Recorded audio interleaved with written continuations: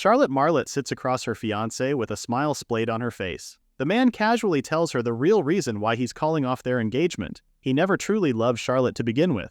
That's all there to it. Charlotte clenches her hands as she's asked if she never loved him either.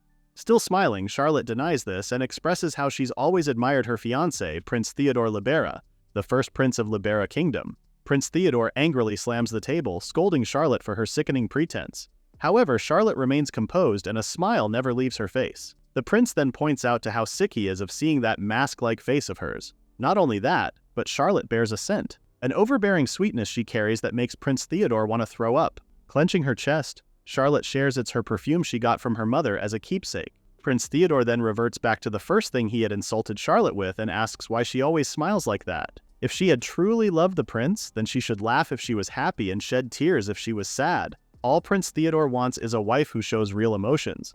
But her? Prince Theodore looks at her in disdain before describing Charlotte as someone who always hides behind her eerie smile. He can never tell what she's really thinking at all. What Prince Theodore doesn't know is that Charlotte is hyper-aware of everything that he is and does. She can tell when he frowns he's definitely in a foul mood. She can tell when he scratches his cheek when he's lying. That's why Charlotte could tell right away when the prince had found someone else he loved. She thought she had given him her everything. Yet this is what she got in return. Charlotte then reveals it, that the prince never had the slightest interest in her to begin with. The woman Prince Theodore is in love with is a commoner, a status far beneath the prince. Even if he marries her, she could never be his legal wife.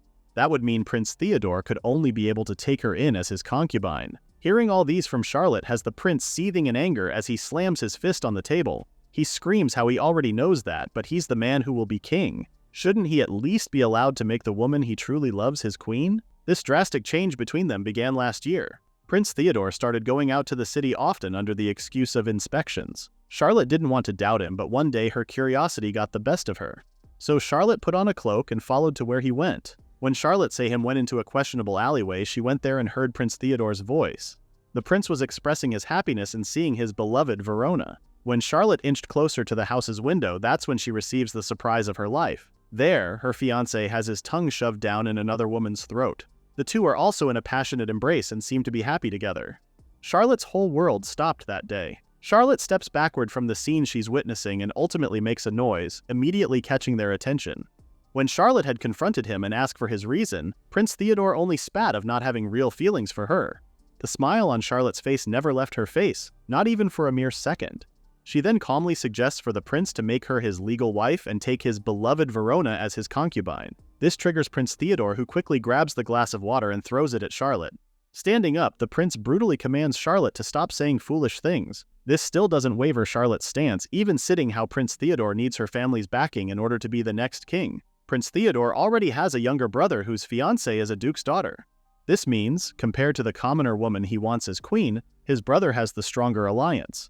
Presenting their engagement annulment papers, Prince Theodore tells her to shut up since his decision is final. To him, a woman who won't even cry at a time like this is worthless. Now Charlotte's smile is gone, but she still keeps her composure because she can't allow her ability to be exposed. So Charlotte has no choice but to accept this. Charlotte slowly grabs the piece of paper and tells Prince Theodore how she truly loves him.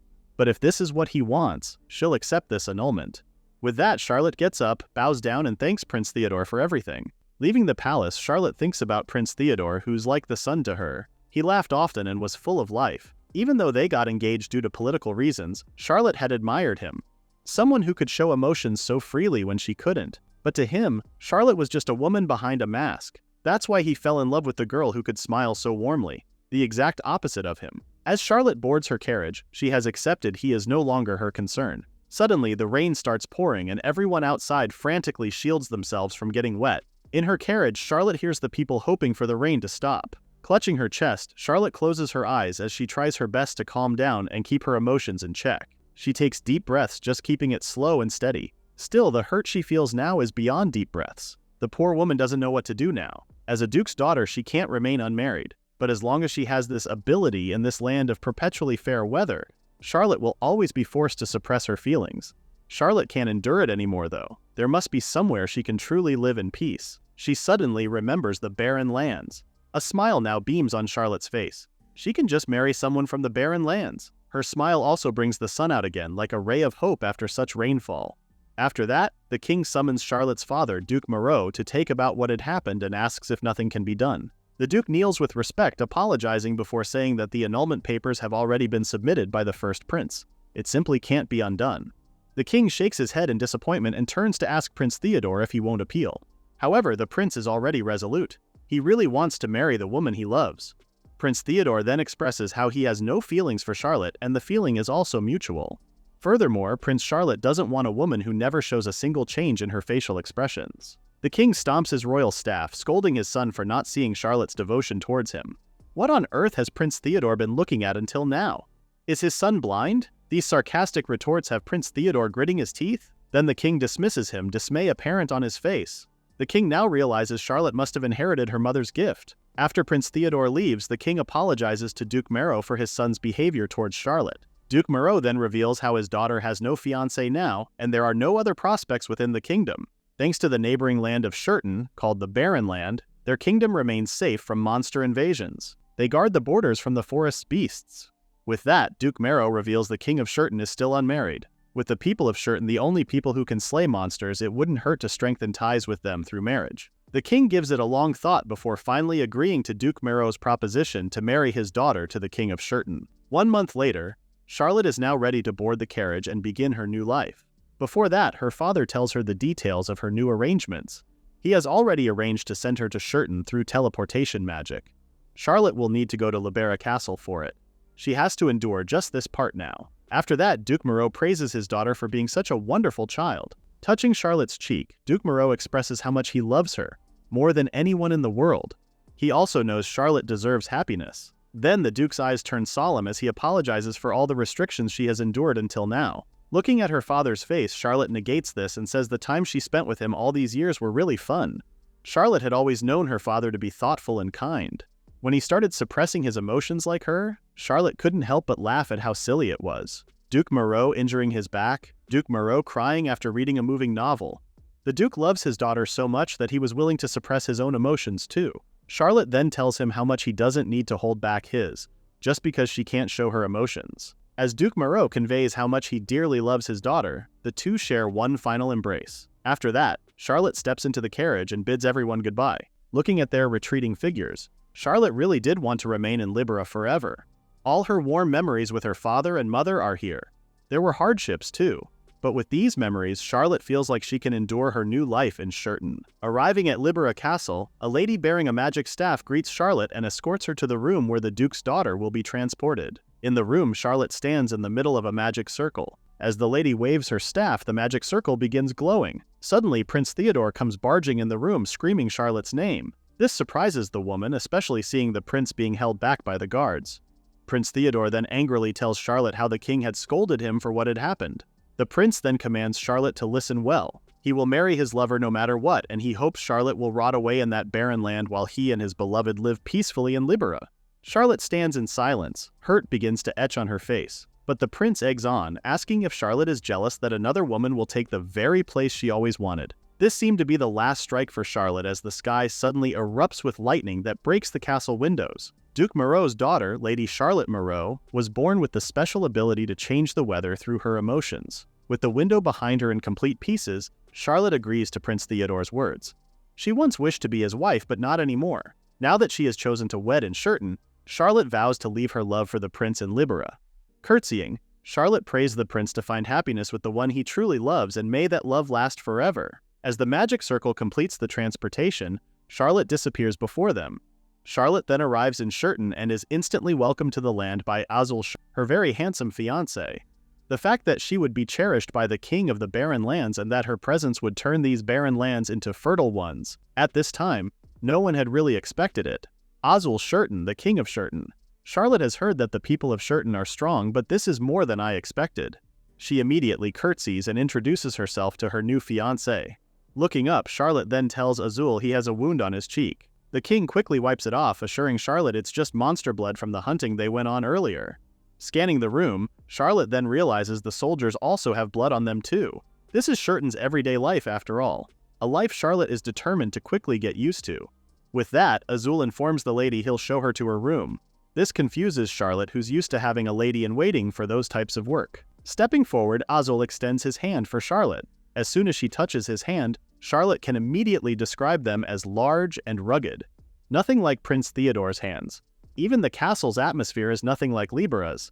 And the clouds in Shurton are so thick. It's supposed to be daytime, yet it feels like nighttime here. While walking the hallway, Charlotte asks the king as to why all the windows in the castle have iron bars. Azul simply shares to keep monsters from getting inside. The castle's defenses are impregnable, so Charlotte needs not to fret about it. Smiling, Charlotte calls this a clever idea and praises Shurton for having a unique way of doing things. Her words are met with silence from Azul, and now Charlotte is worried she might have said something rude. She then believes Azul is just solemn by nature since he constantly lives in a harsh environment. They soon arrive in a huge and fancy room wherein Azul informs her this will be their shared chamber. Even though they're already engaged, the thought of sharing a room with a man still makes Charlotte nervous. As she shyly sits down, Charlotte hears her name being called. When she turns around, a lady by the name of Lori introduces herself as her new lady-in-waiting. Charlotte then politely tells her how she looks forward to working with Lori. Azul then reveals that Lori will actually be Charlotte's personal maid, and at the same time, her bodyguard. This has Charlotte puzzled. A maid and bodyguard? Lori's attire seems different from the maids in Libera too. After that, Azul jests he wants the lady to understand this country's situation. This land is shrouded in clouds all year round. The climate is unstable, and it's a barren land where nothing grows. Opening one of the maps of Shurton, Azul points to the north of it where massive ravines and vast forests filled with monsters are. Azul's soldiers, including himself, hunt these monsters to keep them from invading their territory. But still, there's always danger around the corner. This isn't a place for delicate young women to come so eagerly to. With that being said, Azul will understand if Charlotte wishes to annul the engagement and return to her home. With sadness dripping in his voice, Azul gives Charlotte the chance to decide since he doesn't want her to live here with regret. Watching Azul's face, Charlotte can immediately tell he's a kind person. Just as she's heard, this is indeed a harsh land. She thought if the weather was unstable, Charlotte's ability might not matter much, but that may have been too naive of her. However, even if the land is dangerous, Charlotte knows she can live freely as herself here. She can finally laugh when she's happy or cry when she's sad. Truly, from the bottom of her heart, Charlotte knows there's no way she'd regret this. Charlotte then gives Azul her answer by saying she's already decided this is where she wished to come. At least here the lady is not some masked woman. When she was sad, Charlotte wanted to cry her heart out. When she was oppressed, she wanted to show her anger.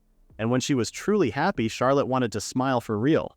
Just like now. Charlotte gives out the first true smile to Azul, telling him she looks forward to a long life together. Azul's eyes are mesmerized by her smile that he doesn't see the occurrence happening outside. One of his soldiers had to point out the window for Azul to see. Lo and behold, the sun is shining brightly outside.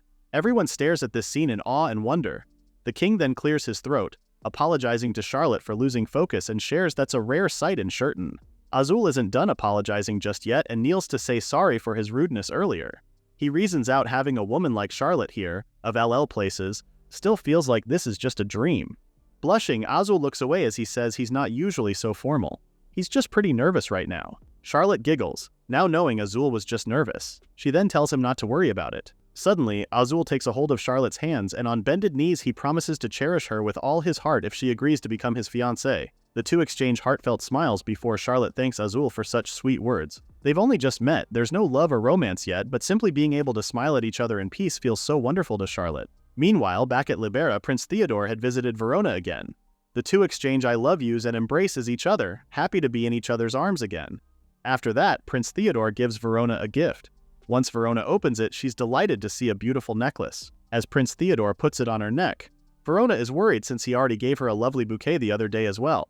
Prince Theodore seems like he isn't listening to her worries and tells her the necklace suits her perfectly. A grateful smile then forms on Verona's face, thanking Prince Theodore for the gift. The prince stares at his beloved with adoring eyes. From the moment he first saw that smile, Prince Theodore was completely taken away. Verona's expressions are so lively and always shifting. He's never met a woman so lovable. She's nothing like the stoic Charlotte. As the prince recalls Charlotte's words, telling him Verona will never be his legal wife, Prince Theodore vows on making Verona his queen, and he'll be the next king. Outside Verona's home, two neighbors gossip about the woman. They're stunned to see the man visiting Verona again. They're gossiping about how she dresses so finely these past few days, and are now curious who this man is. They also know Verona only puts on a smile for wealthy men. Back at Shurton, Charlotte feels a bit cramped in her room, especially with the stone walls and heavy iron bars. In Libera, the city and green mountains stretched out before her. The view is completely different here. While looking outside, Charlotte spots a tower which she believes is the sentry tower Laurie had mentioned. Soldiers are always posted there and ready for monster attacks. And these night clothes aren't something Charlotte's used to as well.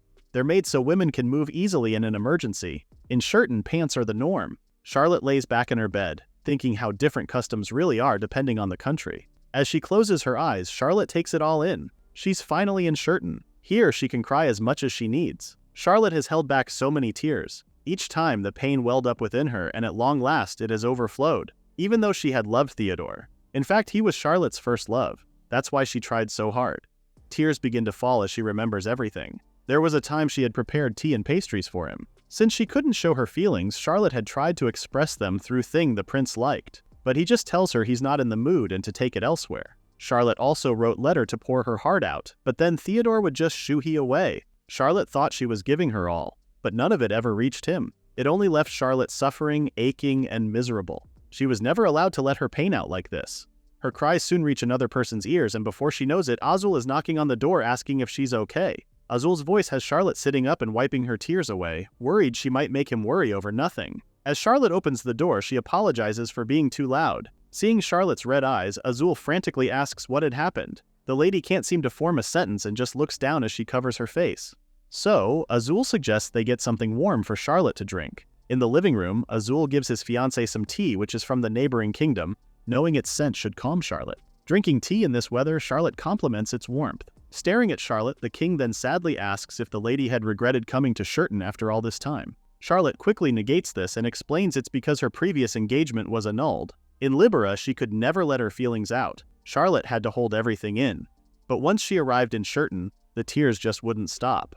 As she tells Azul this, tears begin to well up again, prompting the king to wipe away Charlotte's tears. Azul then asks politely if it's okay for Charlotte to tell him what had happened with her previous engagement. Even if it's the past, Charlotte is worried it might upset Azul in the process. However, Azul just shakes his head, explaining he really wants to know Charlotte deeper. Charlotte then remembered the only request her father had asked of Azul. In Duke Marrow's letter, it only mentioned about the engagement annulment between her and Theodore. Charlotte then slowly starts telling Azul the reason why. Her former fiancé, the prince, already had a woman he loved. She tried her hardest to be good to him, but her feelings never reached him. When Azul asks if she loved Theodore, Charlotte explains it's all in the past now since she decided to leave her feelings for the prince back in Libera. It was simply because Theodore didn't love her, Charlotte shares as tears begin falling again. These tears aren't lingering attachment. It's everything she's held back that's spilling out all at once. Azul looks at Charlotte with sadness in his own eyes. That's when the lady apologizes again. She really thought she had come to terms with it. Charlotte doesn't want to cry anymore, and she's not the type to mope like this. Charlotte thought she had already erased all her feelings for the prince. From everything he's heard, Azul can really tell how kind Charlotte is. She's always blaming everything on herself. He then reveals he did look into her past a bit and he knows she wasn't at fault. Azul calls Charlotte a lovely woman before the prince who got distracted by another. He's the one who's disgraceful with his actions. Charlotte is still crying, telling Azul it was her fault she wasn't loved. So Azul sincerely looks into her eyes and promises to be the one to love her properly. These words stop Charlotte's tears as she stares at him in surprise. As Azul plays with her hair, he also assures her he will be loyal and faithful to only Charlotte. Azul then kisses the tips of Charlotte's hair as he calls Charlotte a dear woman who's going to be his wife. A wife he will love for life, protect no matter what, and treat her with care. Azul promises to give Charlotte everything. All these sweet words have Charlotte's burning up. Azul's direct gaze is pulling her in. She thought they'd take things slow, build their bond step by step. But right now, Charlotte can really feel her heart pounding and racing. They just met too. Changing the subject, Azul then asks Charlotte to look outside since the rain has stopped. This means tomorrow is the long-awaited rain festival. He then explains that monsters don't appear when it rains. So the day after rain, the town holds a rain festival. When Charlotte seems interested in the event, Azul immediately invites her to be his date. He then says how everyone will think Charlotte had brought them good fortune, because the rain fell the moment she arrived. Blushing, Charlotte is happy to see Azul is happy and accepts his invitation. After that, Charlotte returns to her room. As she lays on her bed again, she thinks about how Azul made her feel. Whenever she's with him, her heart strangely feels at ease. As Charlotte drifts to sleep, she remembers a memory with her mom. Charlotte was so young at that time, and she was running towards her mom when she tripped over a rock. Charlotte immediately cried, and the rain soon started pouring. Her mom quickly puts a flower on her ear, gently assuring Charlotte it's okay. The rain then stops pouring. Both Charlotte and her mom then enjoy sitting on the field. As she touches the flower, Charlotte realizes it smells just like her mom's perfume. It's such a soothing scent to Charlotte. As the two bond, Charlotte innocently asks why she and her mom cry or get angry. Her mom then explains how the sky grows sad when they're sad. And when they're angry, the sky gets angry as well. When Charlotte asks why, her mom laughs and tells her she doesn't understand it either. Charlotte's ability is far stronger than her mom's though.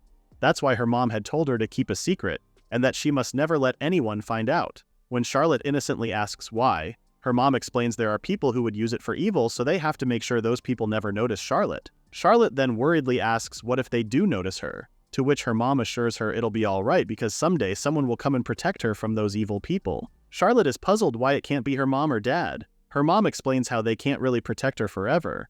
What she meant with someone is a person who will love her as much as they do, someone who will cherish her just as much and who'll become her future husband. Charlotte stares at her mom in bewilderment. She doesn't know what her mom meant. Then she's told she'll understand when she gets older. Charlotte's mom then repeats it for her daughter. Someone who loves her most in the world will come. And when that wonderful prince appears, Charlotte can tell him everything. They'll face hardships together and overcome them side by side. When Charlotte asks if her prince won't just protect her, Charlotte's mom gives her a cheeky smile, telling her daughter how it's boring if the princess only gets protected these days. Charlotte then wakes up from her dream. She hasn't dreamed that memory in a long time. Sometime after that had happened, her mother had passed away from illness. Now that she remembers her mom's words, Charlotte thinks maybe that someone her mom was talking about could be Azul. Maybe she can tell Azul about her ability. Not long after, Charlotte hears a knock on the door. It's Lori greeting her good morning before asking if she could come in. When Charlotte gives her permission, Lori excitingly presents her with her clothes. As she hands Charlotte the clothes, Lori expresses her excitement over Charlotte and Azul's date to the Rain Festival. The word date has Charlotte blushing. Before they could gossip more, Lori urges they hurry up since Azul is already waiting in the Great Hall. After Charlotte dresses for their date, they go to the Great Hall where Azul awaits. Azul immediately greets his fiancé a good morning and asks if she had slept well. Charlotte shyly looks down as she greets him back and thanks Azul for making her sleep better. Come to think of it, Charlotte's chest is fluttering like crazy with just seeing Azul's face. Azul then compliments Charlotte with the outfit she's wearing, calling her cute. Well, to him, Charlotte looks cute in anything. Now Charlotte is blushing even more. After a while, a man's voice is heard across the room calling Charlotte's name. He's been wanting to meet her all this time and praises Charlotte for being as lovely as the rumors say. As he extends his hand for a handshake, he excitingly shakes it as he thanks Charlotte for getting engaged to his brother. That's when Azul steps in to introduce the man as his younger brother, Daryl, who mainly handles foreign affairs. Charlotte is surprised to learn Azul has a younger brother and is pleased to meet Daryl. Daryl then details out how he has been told on what she's been through and expresses sympathy over it. But then Daryl assures her that for as long as she's with his brother, Charlotte will definitely be happy. They might not look alike, but seeing Daryl's expression right now feels a bit similar to Azul's. Thanking Charlotte for coming to their country, Daryl expresses his interest in building deeper ties with Libera from now on. Plus, it rains last night for the first time in ages. To Daryl, Charlotte is a goddess. With that, Azul then informs Lori and Daryl they'll be headed to the Rain Festival now. Gently taking Charlotte's hand and closing her towards his chest, Azul then asks the lady if she's ready to, which Charlotte stutters a yes. Lori is getting giddy seeing the two, calling them the perfect pair. Daryl is also proud they pushed through with the engagement. Now Shurton's future looks bright. Before leaving, Azul and Charlotte go to the stables to get Azul's horse. There, Azul introduces her to Tail, Azul's trusty steed who never balks on any battlefield and doesn't fear monsters. Charlotte had ridden horses for sport before, but seeing Shurton's horses has her amazed. They look so powerful. As Azul rides Tail, he extends a hand for the lady to take. When Azul tells her they'll set out now, it's only then Charlotte realizes they're riding together. That's exactly what they did. They rode together, going to town with Charlotte seated in the front. She's been blushing ever since they rode Tail. Azul is so close, it's making her a little nervous. Azul then comments on how Charlotte is quite slender and might do well with building a bit more muscle. Charlotte takes this suggestion seriously, picturing out a muscled version of her. Noticing the field around them, Charlotte sees greenery growing around this area and realizes it's relatively fertile. Despite that, Azul shares how it's just this area and beyond the walls that ring their living zone is all dead. Nothing grows at all. Black clouds hang low, a dry wind blows, and sand whips through the air. It's the very image of a barren land, and it's their everyday life. Azul says this with sadness, making Charlotte empathize with him. Still, Azul is hopeful. Thanks to the aid from other nations, they're not short on supplies.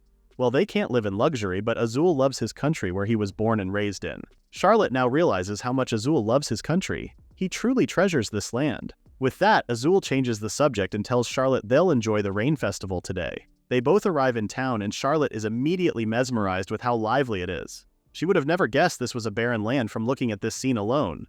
An elderly then approaches Azul to praise yesterday's rain, calling it a blessing since it's been a long time it poured here. Another citizen also shares how the children can finally play their hearts out because there are no monsters around. Someone was also happy to stand in the rain and soak it all in. These people wish it rained more often. They wouldn't have a problem growing their crops if that were the case. Charlotte is a bit surprised to hear them wishing for rain.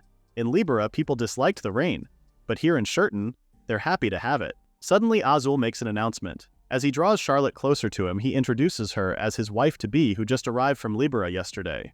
Everyone then gathers to see Charlotte. They're all in awe that a princess from the Libera kingdom is here and had brought them good fortune. That's worth celebrating, so they all call everyone's attention to tell them the good news. Laughing, Azul calls this a grand welcome and tells Charlotte to enjoy the festival as well. With that, they munch on food together. They also walk around to see a play happening. Their attention is then drawn by man giving away complimentary sake. He then approaches both Azul and Charlotte, telling them they should have some and make a toast as well. Azul looks at Charlotte worriedly, saying the lady shouldn't be drinking, but Charlotte is already receiving the cup of sake, saying she'll have some since it's a special day. With that, Azul doesn't stop her but reminds her not to overdo it. Charlotte stares at the sake in her hands. This is actually her first time drinking. Well, she left that part out. Anyways, so Azul raises his cup for a toast. Everyone also joins in. Charlotte then takes a big gulp and is immediately surprised with its delicious taste. She quickly takes another chug of it, saying it's sweet and easy to drink. Azul watches her dumbfoundedly. Although he agrees that it's a nice sake, he also reminds Charlotte not to have too much, especially when you're not used to drinking it. Azul readily warns her not to chug it so fast. Well, too late for that since Charlotte has already finished the whole cup. She's now smiling from ear to ear, happy to have a taste of alcohol which she never knew could taste this good. Charlotte never drank before, afraid it might affect her emotions, but here it's okay to show them, no matter how strong. Suddenly, Charlotte starts giggling, worrying Azul further. Right now, she just feels so free and tells Azul how the festival is so fun. Charlotte then raises her hands in the air in pure joy. She's so happy she can finally cry her heart out and laugh out loud in this country. The sky can also feel Charlotte's happiness. The lady starts jumping and moving around, so giddy with how happy she feels. Azul quickly calls someone to ask for some water before he turns to ask Charlotte if she's okay. Charlotte just beams back at him, slurring how happy she is. As she says that, the sun behind her starts shining so brightly. Everyone, including Azul, stares at the sky in awe, mesmerized with how it's changing right now. They all stare at the sky, amazed with the colors it's changing into. Such a beautiful scene to behold. Seeing everyone happy, Charlotte can't help but smile as well. She came here chasing freedom. Instead, Azul and his people welcomed her so warmly, so now Charlotte wants to do whatever she can. Clasping her hands, Charlotte asks Azul if the people here really love the rain. She then giggles before praying for the rain to fall gently, nice and easy. Charlotte starts swaying as she pleads for the sky to send them rain. She repeatedly prays for the sky to let it rain, making Azul worried if the lady is now drunk. Azul then regrets letting Charlotte drink too soon and looks around for the water he had asked for. Suddenly, the people feel the rain falling, and just like Charlotte's prayer, it's nice and gentle. Azul also stares at the sky in amazement. It's raining while the sun is out. Charlotte is still praying on the corner while everyone is now staring at the sky. A rainbow starts appearing, making them more surprised. This is the first time for a lot of people to see a rainbow in real life. They all thank Charlotte for this phenomenon. She prayed and it really rained. To them, Charlotte is a real-life goddess. Turning towards Charlotte, Azul stares at her. He can't explain what just happened, especially that his fiancé is happily praying for it to rain. He then asks her if she's a gift from the heavens. Giggling, Charlotte tells him a gift is a bit much. A warm smile appears on Azul's face as he tells Charlotte she is someone special for both him and the people of Shurton. Hearing this, Charlotte starts blushing. She's never been called special before. Suddenly, Azul takes her hands and asks her to dance with him in the rain. They dance all right. They dance their hearts out in the rain with everyone joining in. Charlotte dances with the adults and the children while someone also plays music. Suddenly, Azul lifts her to the sky while she stares at Azul's smiling face. The next morning, Charlotte wakes up with her head aching. Lori immediately greets her good morning and asks how she's feeling, to which she says she feels her head is splitting right now. It's a good thing Lori had already prepared a herbal drink for hangovers. As Charlotte takes the cup, she can't help complain with how this hangover feels. This is her first time after all. Charlotte then hears some noise coming from outside and immediately asks Lori what it is. Lori informs her that Azul and the others are actually training in the courtyard right now. Knowing that, Charlotte tells her she'd like to watch them. As soon as Charlotte finishes dressing up, Both her and Lori head to the courtyard and see the ongoing training. Lori then shares how she would have joined the other in training and swinging her sword if she wasn't assigned as Charlotte's attendant. Lori had taken leave from training for now since she just got married. It takes Charlotte a minute or so before she realizes what Lori had just said. She never knew Lori was married. Apparently Lori is married to Daryl. They're also newlywed too. Upon hearing this, Charlotte immediately tells her they're practically family in a way. Giggling, Lori also agrees. Seeing Charlotte, Azul calls her name. He quickly asks how she's feeling since she had quite a bit to drink yesterday. Thanking Azul, she assures him she's fine now. Meanwhile, the soldiers have paused training to stare at Charlotte as well. This has Azul clearing his throat. While he understands that they want to stare at his adorable fiancé, but they have training right now. Azul also wants to show a good example himself, so he orders to do a mock battle. The soldiers are then told to come at Azul in order. With a serious face, Charlotte cheers on her fiancé, telling him to do his best. After Azul gives her a smile, Charlotte thinks of how he actually sometimes smiles like a boy. Giggling, Lori then reveals how Azul has been in high spirits every day since Charlotte had arrived. Scratch that, according to Lori, ever since the talk of their engagement, Azul keeps saying an undeservedly wonderful fiancé is coming to Shurton and he wants to make her happy and feel safe. That's all he's been talking about. Shurton keeps them on edge since danger is always lurking.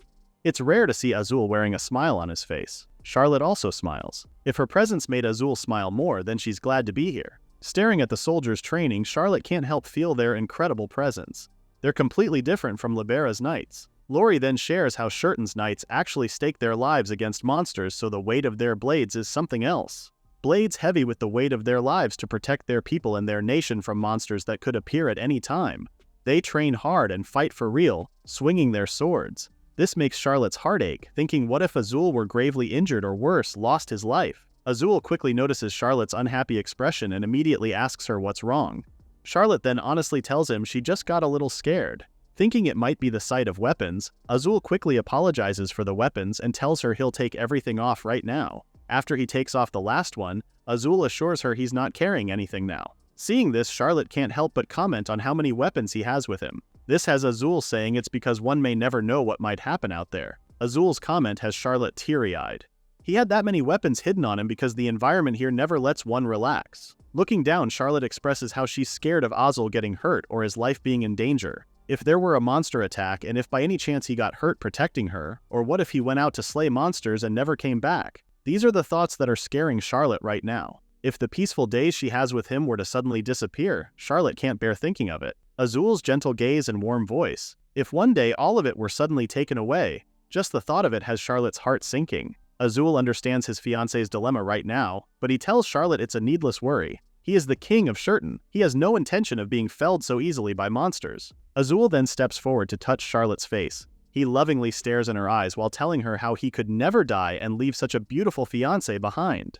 However, if it's to protect Charlotte, Azul doesn't care how badly hurt he gets. However, Charlotte doesn't want that either.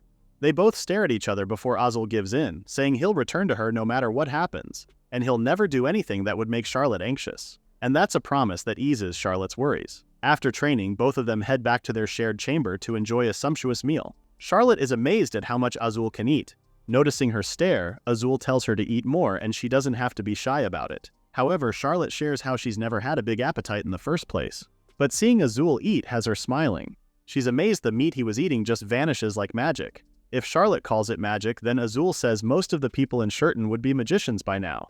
Azul then reveals how Lori actually eats more than he does, and Daryl eats even more than her. Now Charlotte is stunned. Is bragging about eating a national pastime in Shurton? Changing the subject, Azul asks her if she'd like some tea after their meal, to which Charlotte says she'd like something else. Lori quickly tells the pair she'll prepare it immediately. When Charlotte dined with Theodore, they just sat at a long table and ate in silence. That was it. The dishes back then should have been extravagant, but Charlotte barely tasted them. How long has it been since food tasted this good? While waiting for Lori to finish prepping the tea, Azul presents Charlotte with a dress catalog. He was thinking of a style of dress that would suit his fiancé. Flipping the catalog, Azul points out the design he said about. When Charlotte asks if that's the kind of outfit Azul preferred, the king immediately says no. It's more on what would look good on Charlotte. Life in Shurton may not be lavish, but Azul would want Charlotte to at least wear the clothes she likes. Hearing this, Charlotte thinks about her life before. She only wore what suits Theodore's tastes. So when he said to never wear a certain color again, she would oblige. Choosing her own clothes feels so new and fresh now. Although Charlotte likes the idea, she's thinking about emergencies and how simpler clothes is better. This has Azul holding his head, annoyed that Shurton isn't a peaceful country. Charlotte quickly assures him that's not the case, and it's not like she's big on dressing up anyways. Even so, Azul still wants to see Charlotte dressed up. Yes, for safety, simpler clothes are best, but Azul finds Charlotte beautiful and he knows anything would suit her. He then expresses how much he really wants to see his fiancée looking cute. Azul is shocked that those words really came out of his mouth and blushingly apologizes for it. Both Charlotte and Lori are blushing too, surprised to see Azul acting this way. When Charlotte asks if this would make him happy, Azul immediately says, of course. Shurton lives next to danger, but a man like him needs time to admire his adorable fiancée. If it makes Azul happy, then Charlotte will happily oblige his request. Pointing out, Charlotte then tells him how she would like to try that dress. Azul quickly tasks Lori to make the arrangements for it. A few days later, Charlotte comes out with the new dress on her. Amazed is an understatement to describe Azul's reaction right now. He then inspects her in 360, praising how it looks perfect on Charlotte. He was right all along. Charlotte would look cute in anything.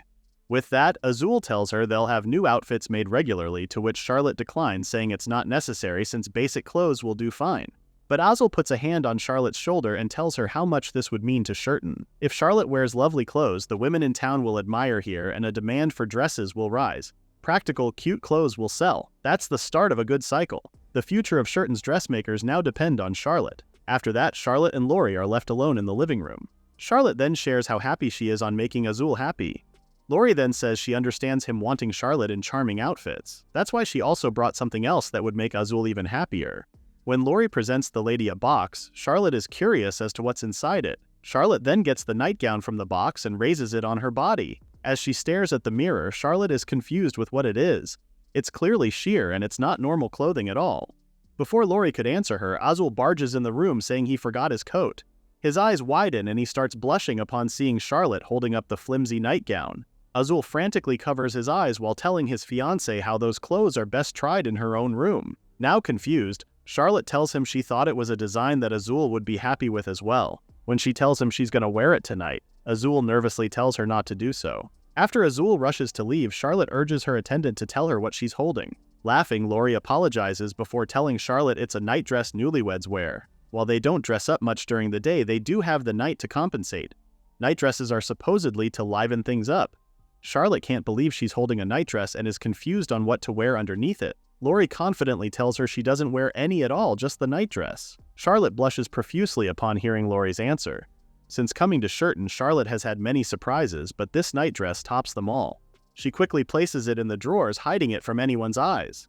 Meanwhile, back in Libera Kingdom, Theodore is once again visiting Verona and tells her there's something important he needs to ask her today. Presenting Verona with a bouquet of flowers, Theodore lovingly asks her to marry him. This has Verona flushing as she takes the flowers to give Theodore a passionate kiss. Verona gladly tells him yes too. How immoral of them, Theodore thinks. A man and a woman sharing a kiss before marriage should never happen, but she fears none of that. It makes Theodore want her even more. Touching Verona's face, Theodore then reveals that marrying him will make her the nation's kokubo. Verona stares at him with confusion, asking if kokubo means queen. She only thought Theodore was some wealthy merchant. Theodore laughs a bit before apologizing for keeping this from her. He then reintroduces himself as Theodore Libera, Prince of Libera Kingdom. Verona's eyes widen in shock.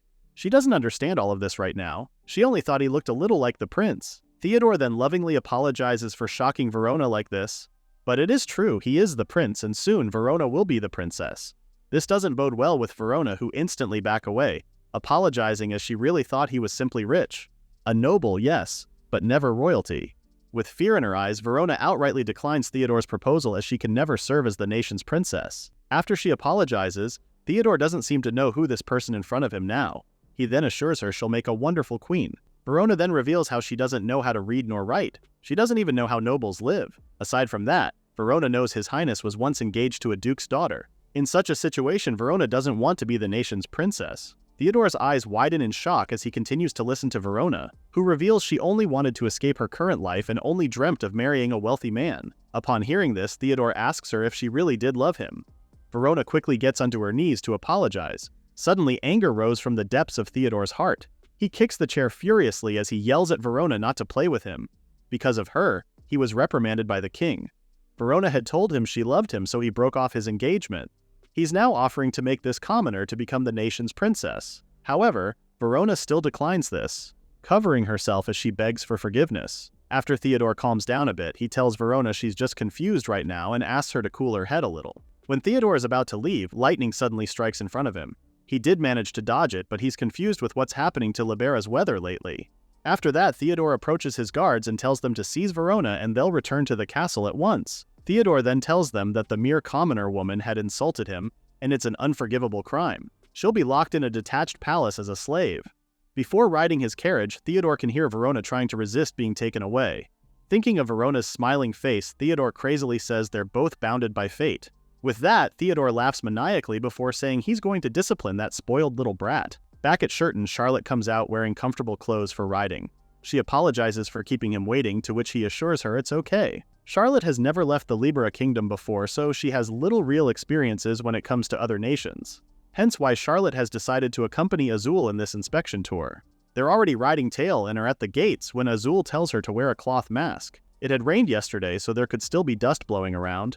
After covering her face, they both head out for the inspection. And it's true that dust is blowing around the barren land. Even Charlotte is having a hard time seeing things. The sky is smothered in black clouds. Dry air. Nothing but the winds howl.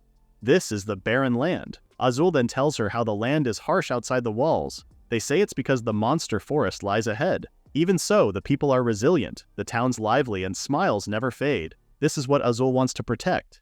These people and this country. Charlotte had came here hoping her ability would have less impact in a barren land. But seeing how much Azul cherishes this nation makes her feel ashamed of her naivety. She wants to learn more about this country and find what she can do for Shurton. When Charlotte asks where these monsters come from, Azul points to a ravine a bit over from where they are. Charlotte then asks if they can go closer. It shouldn't be a problem since it rained yesterday, so she doubts monsters will appear. Azul is a bit hesitant in her request, but ultimately agrees, just warning her that the footing is unstable so Charlotte can't stray from him. They arrive at a rocky place where Azul says they'll dismount. They shouldn't have to worry about dust here as well. After Azul goes down fist, he helps his fiancé get down as well, telling Charlotte to be careful. Looking around, Charlotte can tell it's a colossal ravine far too sheer to climb. She can't even see the end no matter where she looks. If it's this massive, they might be able to mine ore and process them into accessories. Her train of thoughts are suddenly interrupted by Azul, who points to a crack in the rock ahead that leads into the monster forest. Hearing this, Charlotte realizes running into monsters would be dangerous. Maybe that's the conclusion the people of Shurton reached to and never explored mining. Azul then calls Charlotte's attention to tell her how there's something about this ravine that calls to him. He once came here alone as a child and caused quite the uproar. Charlotte can only imagine how worried everyone must have been. Azul continues sharing how his father gave him a proper knuckle rap with his broad fist after. This makes Charlotte giggle as she imagines Azul as a spirited child. Her laugher always puts a smile on Azul's face too. Now that they're here, Azul also shares there's a favorite spot of his nearby and asks if Charlotte would like to see it. After Charlotte agrees, they both walk into a limestone cave that Charlotte had only read about before. Azul says there are a few others, but this is the only one they can enter safely. Lighting up a lamp, Azul heads first before offering his hand to the lady. The air is cold here. Damp rocks and the faint sound water is all Charlotte can see and hear. She's so curious as to what exactly is it that they're heading to, but Azul keeps it a surprise. Then, Azul tells her to look over and see the beauty of the rock formation in front of them. Charlotte is in awe. According to Azul, the water pooled below reflects the light, that's why the rock glows like a dream. Though the water is toxic, so they can't drink it, Azul then thinks it'd be nice if there were some place with sweeping green and sweet fruit. A place he thinks suits Charlotte better. The lady lets out a giggle as she tells him she wasn't really looking for scenic spots. She simply wanted to know Shurton is all. Charlotte then shares how she's never left Libera and only knew of other countries from books. But after meeting Azul, she's happy she can learn about the nation he loves. Staring at Azul's eyes, Charlotte expresses how glad she is she's his fiancé. This warms Azul's heart as he tells her he's honored to hear that. Azul never imagined back then that he'd be engaged to a princess as beautiful as her. At the mention of back then, Charlotte is confused to what he's talking about. It seems that Azul might have slipped. He then recalls a time when Charlotte might not remember. Azul had once seen her at a Libera royal ball. It's true that Charlotte doesn't recall, but Azul understands since she had duties and he couldn't stay long as well. Azul had only seen her for a moment, but she was truly beautiful at that ball. Azul was mesmerized by Charlotte's beauty. From that day forward, Charlotte never once left his mind. Charlotte starts blushing upon hearing that coming from Azul. She never knew Azul felt that way. Even now, he's staring at her with such gentle, loving eyes. The sun is about to set, so Azul calls it a day and they'll return to the castle now. Looking back, when the proposal came from the Libera kingdom, Azul was stunned. To this barren land, to him especially, could someone this lovely really be coming here? That was what Azul had thought. In Duke Moreau's letter, he had stated that the one essential condition he had was to avoid making Charlotte unhappy. Azul had vowed right then that he will make her happy no matter what. Azul stares at Charlotte's lovely face, now bearing a warm, happy smile. When the lady asks him if there's something wrong, the king only says it's nothing. At Shurton Castle's library, both Azul and Charlotte are looking for books about plants. Charlotte had tried planting before, but it didn't go well. Azul's question is if it's really possible to grow plants in Shurton. Azul had hoped they could cultivate something edible, but only poisonous or thorny things would grow. However, Azul does note they've been getting rain lately, so maybe they should try planting again. The rains seem irregular though, so Lori isn't so sure it'll work out. As Charlotte flips from page to page, she believes if they had vegetables that grow with little rain, Shurton's self-sufficiency would rise. Relying on imports for food is unstable, and agriculture might also create jobs. Charlotte then finds the plant she's been looking for. The plant Tort. She once grew it with her father, and it can thrive with just water and sunlight. But the problem is, Azul and the people have never planted Tort before. With Shurton's recent weather, Azul believes it might grow a little. Lori is also excited. If Tort grows in Shurton, the people will be thrilled. Suddenly, they hear a bell ring. Azul tells Charlotte it signals a monster sighting. Azul quickly tells his fiancé that he must go the moment the bell rings. As king, it is his duty to do so, but he promises her he will return. Charlotte understands this and reminds Azul to be safe. After he leaves, Charlotte asks more about the bell. She really wants to learn more about this country. Lori then explains that they have an alarm bell for monster sighting with graded levels depending on urgency. 1 bell means monsters were spotted at the ravine and the strike force is deploying. 2 and 3 bells call for reinforcements. 4 bells tell citizens to evacuate, and at 5 bells, saving lives takes priority over extermination. Once the bell rings, Azul deploys under any circumstances and won't return until the monsters are dead. This has Charlotte sporting a worried face. Lori tries assuring her not to do so since it's usually just 1 bell. They've never had anything at 3 or above, so that should keep Charlotte's mind at ease. Charlotte really hopes Azul is all right. In her mind, she really wants to help out. But what can she do to support Azul in this country? Seeing Charlotte's worried face, Lori tells her how at these times they pray in Shurton. The country worships the heavens and the spirits of nature. They give thanks to the sky and nature and/or being alive. And when their loved ones go to war, they pray for their safety. Lori then reveals that Azul often prays at the church. And that's what both Charlotte and Lori do. They pray that everyone will return home safely. Charlotte clasps her hands tight as she worries about her fiancé and the other who are currently fighting off the dangerous monsters. She internally asks if there is no path where they can live in peace. Lori looks at Charlotte's demeanor and is also worried for her lady. She then asks Charlotte if she knows why Azul bravely goes out to battle. As confusion etches on Charlotte's face, Lori tells her how monsters would invade the city if Azul or the knights lose. That's the reality of Shurton. That's why they must fight so they can return safely to the people they love. Lori then shares to her a bit of her past. Her parents were knights too. They fought and lost their lives when she was a child, but her memories of them remain vivid even now. Lori finally understood why, only when she became a knight herself. Lori's parents faced her so earnestly every day precisely because they never knew if they'd live to see tomorrow. With a smile on her face, Lori shares how strange it is to live with these kinds of thoughts. I could die any day, and I'll definitely make it home. The one thing that strikes Lori is how the way Azul looks at Lady Charlotte. It's the same way her parents looked at her when they were alive. What Lori means to say is that Lady Charlotte can definitely rest easy since she's confident Azul will definitely return to her. She clasps Charlotte's hands earnestly so the lady can be at ease. Lori then shares how she's more worries with Charlotte, who's worrying about Azul so much. This makes Charlotte smile as she holds onto Lori's hand. She's thankful for having Lori, and she trusts Azul will come back to her soon. Back in Libera, Charlotte never once thought about how safe and peaceful her life really was. To her, peace isn't something that simply exists as the norm. It's built up by those who risk their lives on the front lines. She must never forget that. With that, Lori suggests they get back to their research about planting torts. Before doing so, Charlotte looks out the window and with her hands clasped together, she closes her eyes to plead the heavens to make it rain. Meanwhile, Azul and the soldiers are busy fighting off the monsters when rain suddenly starts to fall. The monsters then start retreating one by one.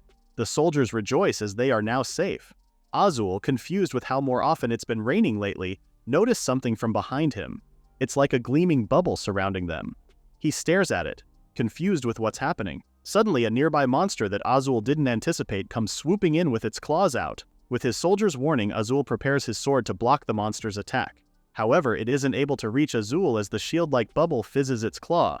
With that, the monster retreats. Azul and the soldiers stare at the retreating monster in bewilderment. Now that the monsters are gone, Azul inspects the shield-like bubble. He lifts his sword toward it and sees that it can pass through. Ordering his soldier to hold his sword, Azul tells them he's gonna touch it. This alarms the soldier since they don't know if it's safe to touch. But Azul, although hesitant at first, touches it ever so gently before passing his whole hand through it. This means it only reacts to monsters. Now that Azul's touching it, he's hit with a strong feel of warmth.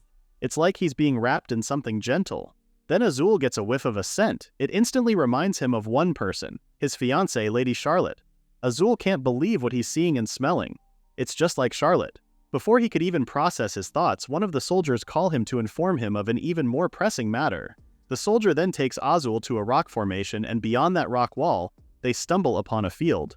But it's not barren. Instead, flowers are blossoming in it. What in the world is happening? Is everyone's question right now. Meanwhile, back at the castle, Charlotte is still awake waiting for Azul. She's so worried now that it's gotten so late. She then hears a knock on the door and in comes Lori bearing good news. Azul and the soldiers have all returned. Happiness flows through Charlotte's whole body as she rushed to greet her fiancé. All the men are in the process of drying themselves off when Charlotte greets Azul and expresses how happy she is he's safe. Azul wastes not a single second and rushes towards Charlotte to touch her face, telling her he's home now. However, he then frantically notes how Charlotte feels freezing cold and believes to be chilled to the bone. While he calls for Lori to get Charlotte something warm, the lady just stares at him in confusion. Azul is now worried for Charlotte's health and asks her not to wait up for them anymore. He wants Charlotte to go rest. Apologizing, Charlotte tells him how worried she got when it was getting late. Azul then reveals how they normally come back much later before.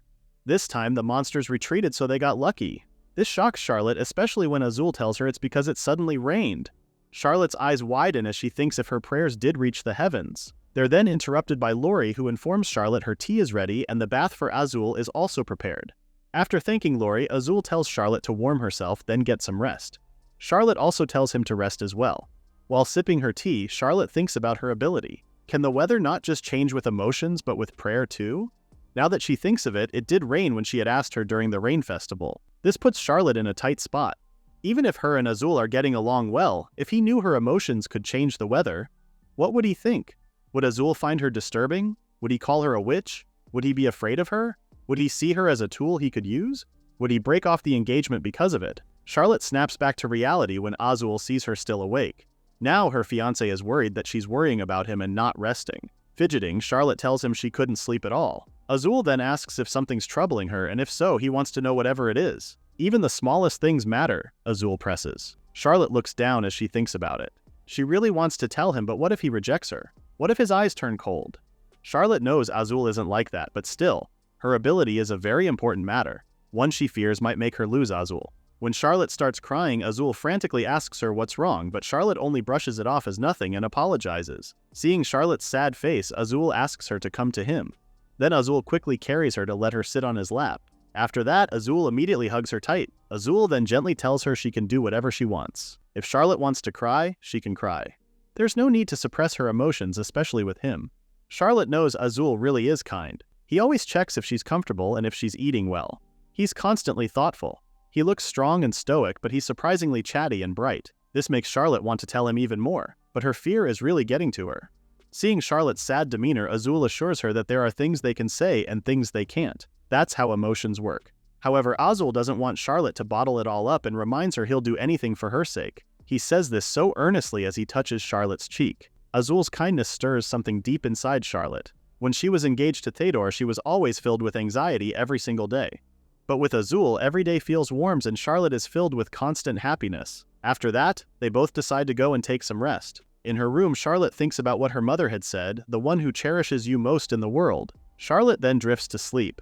Waking up the next morning, Charlotte immediately takes in the beautiful sky outside. She quickly goes out to feel its gentle warmth.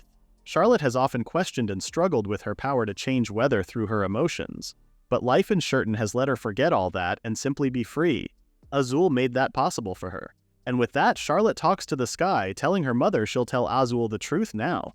Maybe this is her mother's sign on finally letting Azul know about her ability as well. For some reason, Charlotte never felt like telling Theodore about herself.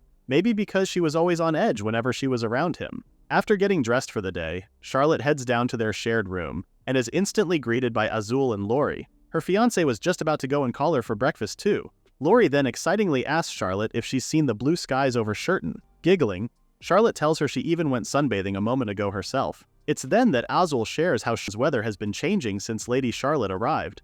Smiling, Lori agrees and even calls her a goddess. Although Azul tells her he's glad Charlotte came here to Shurton, Charlotte's face is etched with worry. When she's told they'll be having breakfast now, Charlotte immediately asks Azul she wants to talk to him after breakfast.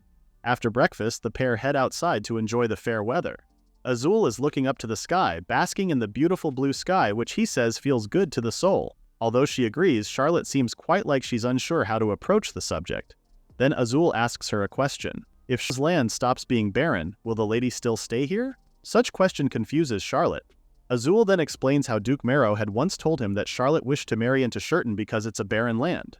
But Azul believes their country might not remain barren in the near future. Azul then reveals that flowers have begun blooming in the ravine. And lately, the weather has been changing. Azul doesn't know why, but he feels that their nation is also changing. Hearing all this, Charlotte grows quiet, thinking if it has to do with her ability. Azul then gently calls her name, telling her he already decided to love and cherish her more than anyone. Not only because she's his fiancée, but also because the moment he saw her, his heart was completely and utterly stolen. If this is love, then I want in. Anyways, Azul starts blushing as she asks once more if Charlotte will stay by his side even if this place stops being barren. Charlotte stares into Azul's eyes before expressing how much she wants to stay if he'll have her forever. This has Azul beaming with joy, but that's interrupted when Charlotte tells him to decide after he hears her out. What she'll say next concerns the country's future. With that, Charlotte reveals she has a secret she wants to share. As Charlotte stands up, she tells Azul to watch what she's about to do. She then clasps her hands and closes her eyes, praying for gentle rain to fall for them. Not long after, rain starts pouring. Nice and gentle. Of course, Azul gets stunned. He's utterly speechless right now. Charlotte then explains her ability to him. When she wishes for it, the heavens answer. When she cries, rain falls from the sky, and when she smiles, the clouds clear and the sun shines brightly. Her emotions are reflected in the weather. After hearing that, Azul quickly stands up and stares at Charlotte in confusion. It takes a while before he finally starts to wrap it around his head. He's always wondered about the climate shifts since Charlotte arrived in Shurton. Mentioning the rainbow at the rain festival, Azul asks if she did that as well, to which Charlotte honestly replies yes. Azul goes into thinking mode before he carries Charlotte bridal style, which shocks the lady by the way, and tells her they'll talk in their room. When they arrive there, they get comfy before Azul asks Charlotte to answer a few questions he has in mind. The first one is if there's a price for having such ability, like being taken by the heavens or her life being drained away.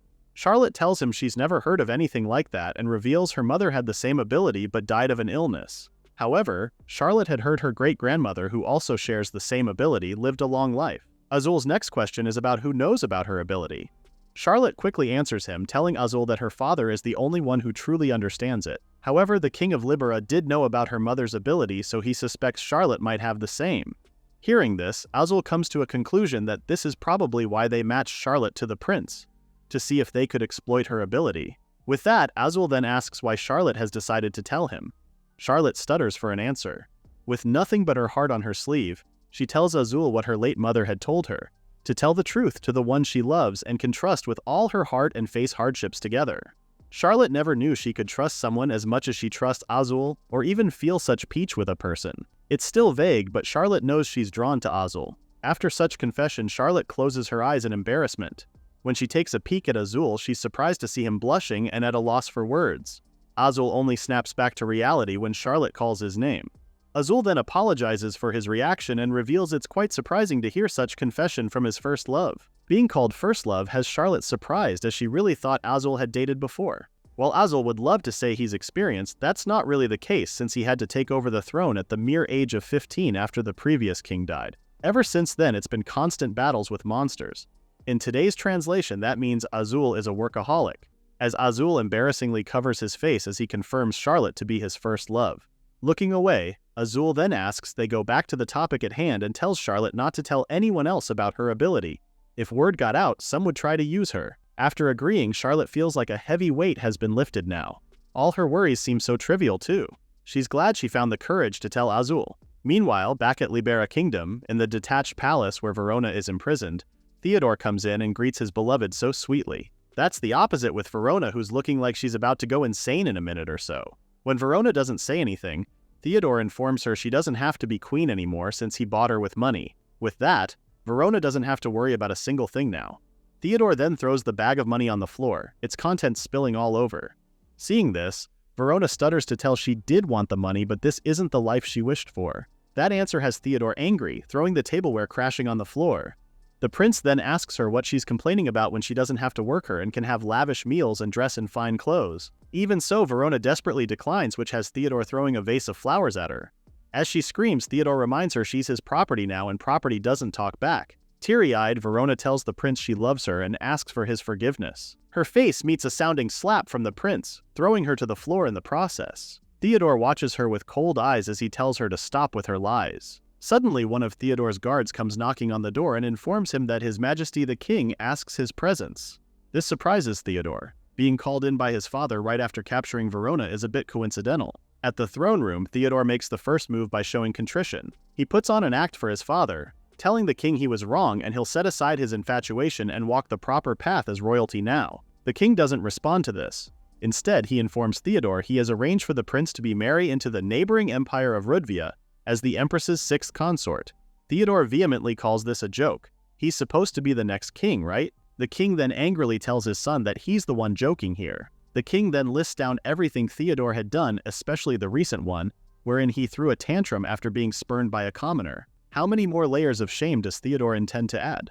With a stern voice, the king then reveals how he has no intention of making Theodore the next king, and that he has to prepare to depart for his marriage at once. Despite the desperate pleas, the king doesn't hear Theodore out and continues walking out of the room. Theodore then falls to his knees. Rudvia. Theodore has heard of the consorts left to despair in a detached palace if they displeased the empress. These consorts live lonely and miserable lives, and now he's going to a place like that? Theodore believes this is all because Verona refused to marry him and because Charlotte didn't love him. At the thought of Charlotte, Theodore gets an idea on how to escape his doom. He'll just have to make Charlotte come back. Theodore soon comes back to the detached palace where Verona is currently cleaning up earlier's mess. After kicking the door open, Theodore throws some clothes at Verona and tells her to get dressed. He then informs Verona they'll go and fetch Charlotte. His plan is to apologize to Charlotte together with Verona and ask the lady to return to Libera. Theodore then points out how him and Verona will die together if Charlotte refuses to come back. Stunned is an understatement for Verona's reaction. The poor woman pleads, but Theodore only tells her it's going to work out for them. He then lovingly kisses Verona's forehead before telling her to be good. Meanwhile, back at Shurton Castle's courtyard, Charlotte is inspecting the torts they planted. They've gotten so big now. They found out torts are one of the easiest food plants to grow. With Shurton's recent weather, they believe torts might thrive. So Charlotte asked Azul, and he let her set up a small field. Looking at the torts with pride, Charlotte prays that Shurton become a country overflowing with even more smiles. Suddenly, Azul laughingly approaches her, and hearing what she had said, Azul praises her for being kind-hearted. When Charlotte asks why he's here, Azul tells her it's his break. He then approaches Charlotte to clean the dirt on her face. Blushing, Charlotte sweetly thanks her fiancé. Azul then takes a look at the torts and expresses how he never thought plants would grow this well in Shurton. Charlotte agrees, detailing how the plants are actually doing really great, and one flower even bloomed the other day. After that, Azul asks Charlotte to rest for a bit since he knows she must be tired from the field work. While seated, Azul hands over a letter that just arrived from Charlotte's father. While opening it, Charlotte wonders what it says. The smile on her face soon disappears upon reading its contents. When Azul asks what's wrong, Charlotte reveals that Theodore was spurned by his lover and has been arranged to marry into the neighboring Rudvia as a consort. This also shocks Azul and hopes the prince won't get any strange ideas. Besides, Azul has no intention of giving Charlotte up, whatever happens. Hearing this has Charlotte blushing, of course. Azul then corrects what he just said and tells Charlotte he has no intention of sending her back to Libera even if she said she wants to. For Azul to say something like that to her, Charlotte sure is glad to hear that. When Azul repeats what she had said, Charlotte only giggles, making her fiancé ask if she's truly happy with how Azul feels. As soon as Azul sees Charlotte's beautiful face, something stirs inside him and gently grabs her in for a hug. He then asks Charlotte if she dislikes it as he holds her like so. Charlotte immediately tells him no, and in fact she's happy. Wrapping her hands around Azul's back, Charlotte closes in to hear Azul's heartbeat. Hers is pounding so hard he might feel it too. With Charlotte hugging him back, Azul tightens his hold on his fiancé even more, telling her he won't let her go anymore and it's too late for her to back out already. With that, Azul tells her he loves her, which has Charlotte's heart fluttering. Suddenly, the sky shines bright as flowers start blossoming in the area. A rainbow also appears along with the same light that appeared when Azul was fighting off monsters. This scenery has the pair in awe. Azul gently touches the light, and he soon realizes this is the same feeling and scent from last time. Charlotte crouches to one of the flowers, telling Azul how it looks so much like the one her mother had given her. As Charlotte touches the flower, she takes in the scent. Azul suddenly has something in his mind and asks Charlotte to go with him to Shurton Castle's library. There, Azul clicks one book to reveal a secret passage. Entering another room, Charlotte asks where they are right now. Apparently, this is the royal family's historical archives. Azul takes one of the books, telling Charlotte there are records of Shurton's founding. He had read it ages ago and forgot about it, but seeing Charlotte earlier reminded him of the book.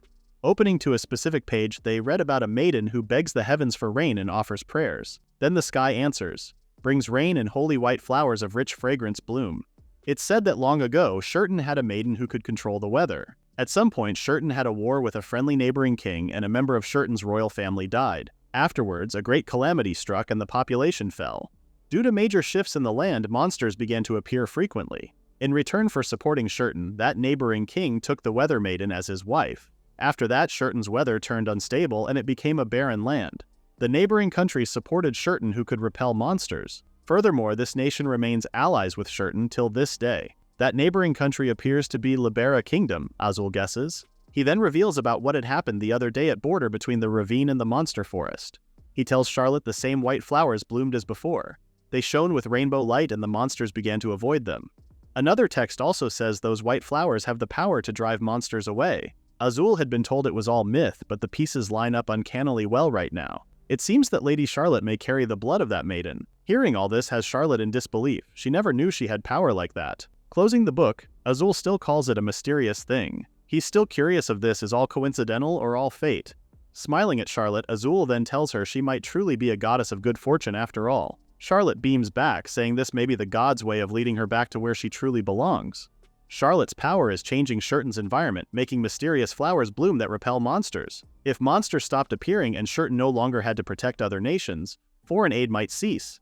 If that happens, could they really survive? With that, Charlotte believes they must prepare for the worst-case scenario.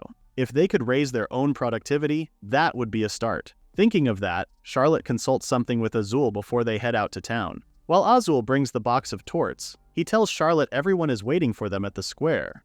They had decided to propose that the citizens make fields of their own.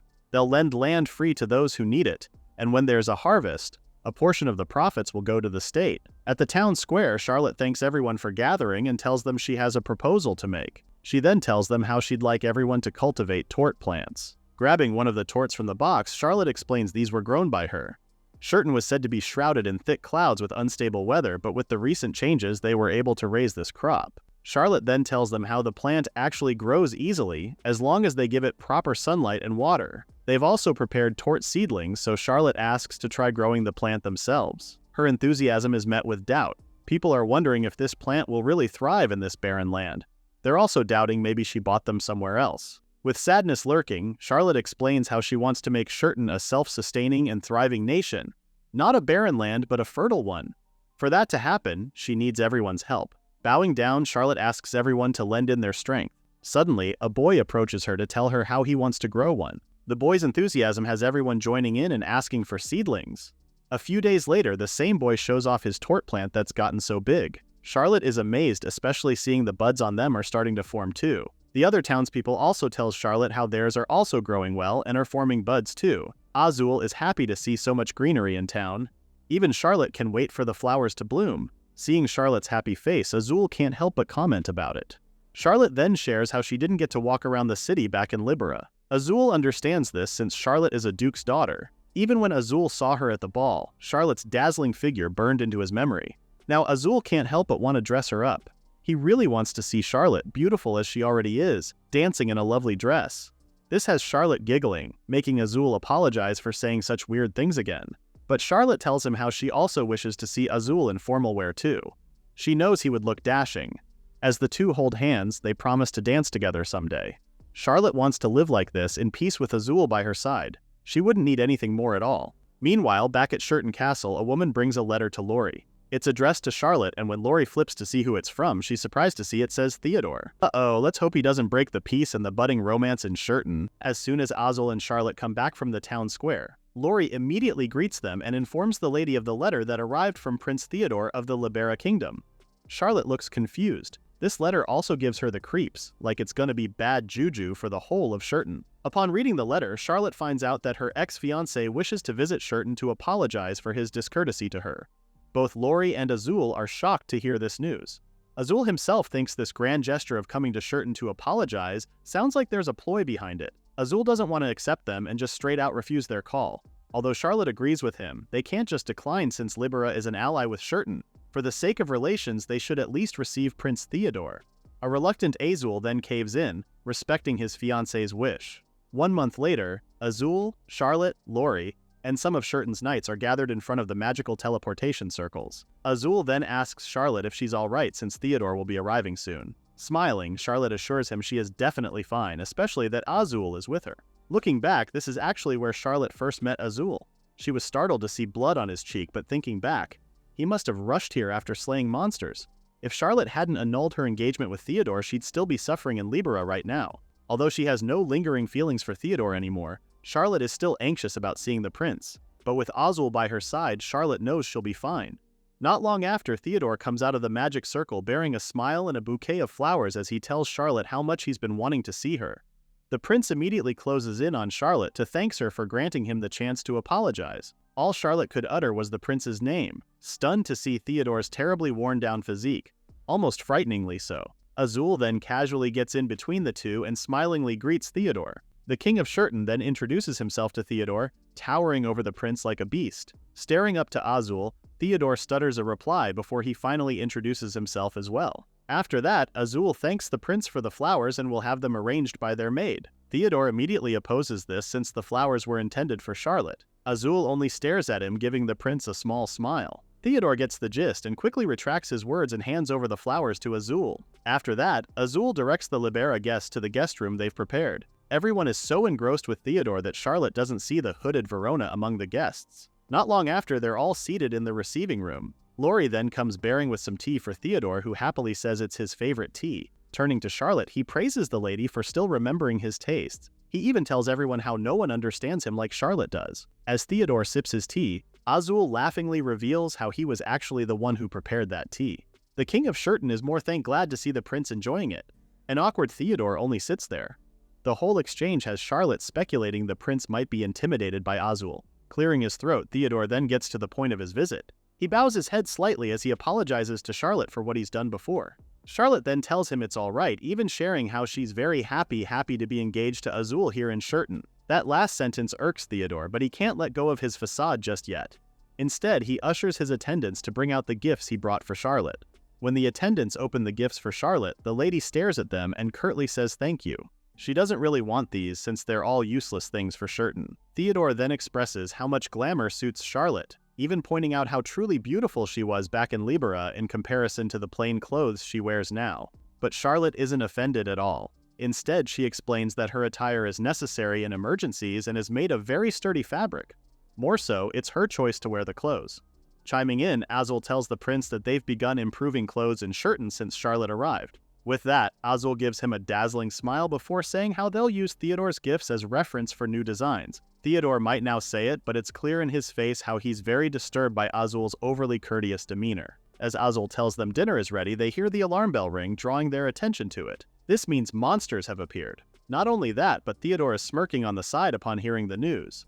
The prince then composes himself and acts out as if he's concerned on what to do with the monsters appearing. Azul, unaware of the smirk earlier, assures Theodore he'll go check, so the prince just needs to calm himself down. Turning to Charlotte, the king of Shurton apologizes to his fiancé before telling her he'll be right back. A worried Charlotte only tells him to be careful. She's visibly worried as she stares at Azul's retreating figure. Now that it's just Theodore, Charlotte, and their respective attendants left, the prince expresses his pity for his ex-fiancée. She's trapped in a barren land where monsters can appear at any time. Theodore is also displeased with the food served for him, calling it barbaric food that doesn't suit the lady either. Still, Charlotte isn't backing down just because the prince is throwing insults left and right. She explains to him how wonderful Shurton has been for her and she's more than glad to have come here. Theodore lets out a sarcastic sigh before telling her she doesn't need to put on a face anymore since Azul isn't here. He then tells Charlotte to come back to him. An offer then stuns the lady. Theodore thinks Charlotte doesn't really want to be in this dreary place, a place that's like a prison without freedom. In fact, the prince has already arranged it so Charlotte can return as his fiancée. Clenching her fists, Charlotte knows it was more of a prison when she was with Theodore. Still being polite, Charlotte apologizes before telling the prince how she never once wished to return to him because she loves Azul now. Although initially shocked, Theodore smiles wickedly as he believes Charlotte has been tainted by Shurton's savagery. He then tells her how it's a shame she can't stay here. Suddenly, Charlotte and Laurie are shocked to hear the alarm bell ring 3 times. This means it's a call for reinforcements. Laurie did assure the lady before how they've only received 1 bell and has never had a situation of 3 or more. Well, this is the first now. The other Shurton attendants are also visibly shaken by the 3 alarm bells. Charlotte tries to assure herself that it's all right and Azul will defeat them. Right now, she has to protect the people. With that, she tells everyone to stay calm and evacuate as trained. As they all stand up, Charlotte leads the prince to where the magic circle is and urges him to return to Libera. Theodore somehow doesn't resist, citing how it's dangerous being in a country crawling with monsters. Both Charlotte and Laurie lead the way to the magic circle. As soon as they arrive there, Theodore immediately steps into the magic circle. Charlotte then apologizes for the disturbance and asks to give her regards to the King of Libera. As Charlotte bows her head slightly to wish the prince a safe travel back home, Theodore takes the opportunity to grab her towards him inside the magic circle. He asks Charlotte to come back with him to Libera once again. Laurie quickly steps forward to butt in, but Theodore's attendant sees her. Now Charlotte is frantically calling for Laurie. Having enough strength to pull away, Charlotte quickly makes her way out the circle. However, Verona's cloaked figure stops her from doing so. Verona also has a sharp knife in hand, telling Charlotte to please return to Libera with Theodore. Now Charlotte is beyond scared, confused why Verona would be here. Verona pleads the lady to marry Theodore or something terrible will happen. Shaking, Verona begs for Charlotte's help. Staring at Verona, Charlotte can now see that her body is covered in wounds. Theodore then steps in behind Charlotte, revealing how Verona had betrayed him after he offered to make her the nation's mother, so he had made her a slave and taught her a lesson. Charlotte's eyes widen in fear. A royal arbitrarily enslaving a commoner is beyond madness. That means that those wounds were inflicted by Theodore himself. Theodore now wants to manipulate Charlotte by telling her decision to not return to Libera will drag not just him but Verona into her selfishness. With a handkerchief in hand, Charlotte tries gently pressing it on Verona's wound and tells her to escape with the Shurton attendants. Theodore then warns Verona not to do so since monsters will just eat her if she runs away. It would be better for her to live comfortably as his slave. Hearing this, Verona already knows which life she wants to choose. She drops the knife on the floor and tells the prince a sounding no. She'd rather be torn apart by monsters than live as Theodore's slave. An angry Theodore is about to slap Verona across the face when Laurie holds him off and tells both Charlotte and Verona to evacuate. So Charlotte instructs one of her attendants to take Verona to the shelter with them. Before leaving, Verona promises to come again to apologize properly to Charlotte. With that, Charlotte then ventures out the balcony upon hearing 4 bells ringing. She's worried for both the city and Azul. As soon as she reaches outside, Charlotte sees thick smoke in the sky. It's coming from a bit off from the ravine. She doesn't know what's happening with Azul and the soldiers. Suddenly, Theodore's arms are wrapped around her. She quickly squirms her way out of his embrace and demands to know where Laurie is. Theodore's not alone too. Libera soldiers are with him and are blocking the doorway. Charlotte then tells the prince how she has no intention of returning to Libera no matter what. A wicked smile flashes on Theodore's face as he asks Charlotte if she'll still have that choice if the King of Shurton dies. Now Charlotte is alarmed with the kind of words spouting out of Theodore's mouth. Theodore then reveals how he just received word that King Azul is dead, so now there's nothing holding Charlotte back here. Meanwhile, Azul and the soldiers has been fighting off the monsters, killing each of them that comes their way. But then, they are faced with another enemy. Spears are being shot at them by soldiers from another nation. Although Azul has thwarted their attacks with his sword, the enemies are still shooting at them. So Azul commands his soldiers to ready their arms since enemies are attacking from the rear. Azul sarcastically praises them for their boldness in raising their blades against those fighting the monsters. Left with no other choice, Azul commands his soldiers to split in 2. First unit will focus on the monsters and the second one will cut the enemy troops. What they didn't anticipate is for the enemy's side to have a magical staff. Commanding it, a huge explosion booms the whole place and not long after, a rock slide starts falling towards the Shurton troop. Azul immediately orders his men to fall back, especially with the cliff face continuously collapsing. Azul knows this just makes matters way worse. If the ravine collapses, the rock wall won't hold the monsters back anymore. A new horde of monsters then comes swooping in on them. At this rate, the city will surely fall. Azul doesn't know what's happening now. Right now, they must hold the monsters here, no matter what. With that, Azul tells his men to not let these monsters pass. Suddenly, one of his men shouts Azul's name, warning him of an enemy about to slash him with a sword. Back at Shurton Castle, Charlotte doesn't believe Theodore's words. She knows it's all a lie. Theodore still keeps pushing, saying it's the truth. Word is Azul was run through the chest and died, and that smoke in the sky came from the blasting of the ravine area. All of this was on Theodore's orders. He knows the monsters come from that ravine. If the cliff crumbles and a flood of monsters surges in, even Shurton's soldiers won't be able to repel them. Charlotte is feeling rather upset, and the sky is proof of it. She's confused why Theodore would do this. Why? It's because Theodore will be king of Libera and Charlotte will be his queen. For a country like Shurton to steal Libera's queen is truly presumptuous, Theodore says. Hearing this, Charlotte is now furious and clenches her fist. She can't believe the prince would do this to Azul over such pathetic man-ego. A smirk once again flashes on Theodore's face before revealing how this country will end soon. Shurton will be swallowed by monsters in just a matter of time. That statement causes Charlotte's feelings to swirl, and with that emotion, the weather also swirls with her. A force of wind suddenly swooshes in on them. Charlotte tries to keep herself calm, assuring herself that Azul will definitely come back. After all, he did promise her. With that, she angrily tells Theodore that Azul is not dead. As she makes this statement known to the prince, lightning also starts striking all over the place. Theodore is shocked at the turn of the weather, confused as to what's happening. They then see a horde of monsters heading towards the castle, which alerts Theodore even more, and grabs Charlotte to run back to Libera with him. Screaming, Charlotte tells the prince to let go of her. And Theodore does so, especially that another lightning strikes right between the two of them. Theodore stares at Charlotte in surprise, calling Shurton a disgusting place. Hearing those words offends Charlotte to the core. He calls Shurton disgusting when this place offered Charlotte solace. Back in Libera, because of her power, Charlotte was forbidden from even crying and laughing. Every day was agony for her. But it's not the same in Shurton. The people here had welcomed her warmly, and Azul accepted all of Charlotte. That's why she can finally smile from the heart, and she won't let this precious country be insulted. Charlotte then demands Theodore take back what he had said. Shurton is a beautiful nation after all. Theodore can't believe she's actually defending this country. Still, Charlotte shares how she believes in Azul, so she will protect the country he loves, and she's warm-hearted people. That is her duty as his future wife. Theodore still doesn't get that the woman doesn't want to be with him at all. He even orders Charlotte to stop spouting nonsense and to come back to Libera with him. Suddenly a monster is closing in on them, its mouth ready for the kill. Seeing the monsters, Theodore is now pressed on getting back to Libera and demands Charlotte to hurry up so they can get going. Charlotte flicks his hand away, telling the prince he'll return to Libera alone because she'll stay and protect Shurton.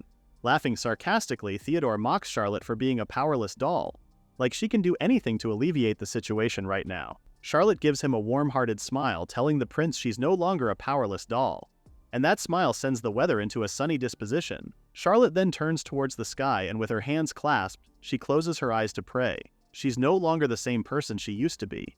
Charlotte then prays for the sky to lend her its strength so Shurton can be saved. She wants the people she loves to be saved. Her power that makes weather mirror her emotions is something Charlotte once resented. Why was she the only one burdened with this? But now Charlotte finally understands her purpose. Suddenly, rain starts pouring, and on the ground, white flowers start to grow and blossom. Charlotte's power exists to protect what's precious to her. With that, Theodore stares at Charlotte's figure in pure shock. Shurton's people also rejoice for the rain. The monsters are now retreating. They even see Charlotte atop the cliff praying. The people really thought the country would be finished when the monsters started to reach the city, but Charlotte had protected them. They even call her a true goddess. But then, they see one monster that's not retreating at all, and is headed straight at Charlotte. The lady herself is also confused why that monster isn't returning to the ravine. She doesn't even know what to do. Her fear is stopping her feet from moving. If she stops praying here, the people of Shurton will also be in danger. Charlotte has to believe that Azul will return. Until then, it's her job to absolutely protect this country. As the monster closes in, Charlotte thinks of Azul and closes her eyes. Suddenly, she hears the monster getting ripped to shreds. When she opens her eyes, there's Azul alive and kicking. The king immediately gives his fiancé a dashing smile as he apologizes for keeping her waiting. Seeing Azul back alive has Charlotte breathing out a sigh of relief. She immediately tells him how she's been waiting for him to come back. Azul does remember his promise he'd come back. Charlotte begins to get teary-eyed, prompting Azul to remove his gloves for him to touch Charlotte's face. He gently tells her not to cry anymore. It does make him happy that Charlotte cares for him so much, though. Charlotte then holds Azul's hand, loving how big and warm they feel. Suddenly, their little moment is interrupted by Theodore, who's angry why Azul's still alive. Azul realizes the prince has something to do with what just happened. There's also a device strapped onto Azul's chest that's been buzzing like crazy. Upon seeing it, Charlotte exposes how it's a Libera Kingdom communication magic device. This device was actually from the soldier that attacked Azul. The king of Shurton then guessed that the plan was likely to claim Azul had been killed by monsters, take Charlotte as Theodore's wife, and seize the throne. Azul then shares how being surrounded by monsters and enemy troops rattled him, but he's not that soft as to fall that easily. Above all, as Shurton's king, he'll protect Charlotte and this land to the end. Theodore falls to his knees, shaking as he blames Azul for existing. He then stands up and reveals a dagger in his hand. Screaming, Theodore angrily tells Azul that Charlotte is his fiancé and he'll marry her and become king of Libera. Both Azul and Charlotte didn't see this coming at all. It's a good thing Azul towers over Theodore both in physique and strength. Azul mocks Theodore's flimsy sword that can't possibly protect Charlotte, let alone make her happy. With just one flick, Theodore's dagger flies towards the ground. Azul then confidently tells the prince he won't give up Charlotte no matter what anyone says. Furious, Theodore rushes towards Azul and lands a punch on the king's face. Theodore then smirks, believing he has won. However, Azul only smiles and mocks the prince for such a weak punch that clearly indicates he's not used to hitting people at all. Then Azul retaliates by punching Theodore right in the face. The foolish prince is now on the ground unconscious. Azul has had enough of Theodore's antics and thanks the prince for throwing in a first punch. He then informs the prince to return to Libera at once and swear to never threaten Shurton again. Not long after, they hear their names being called. Lori has arrived and safe.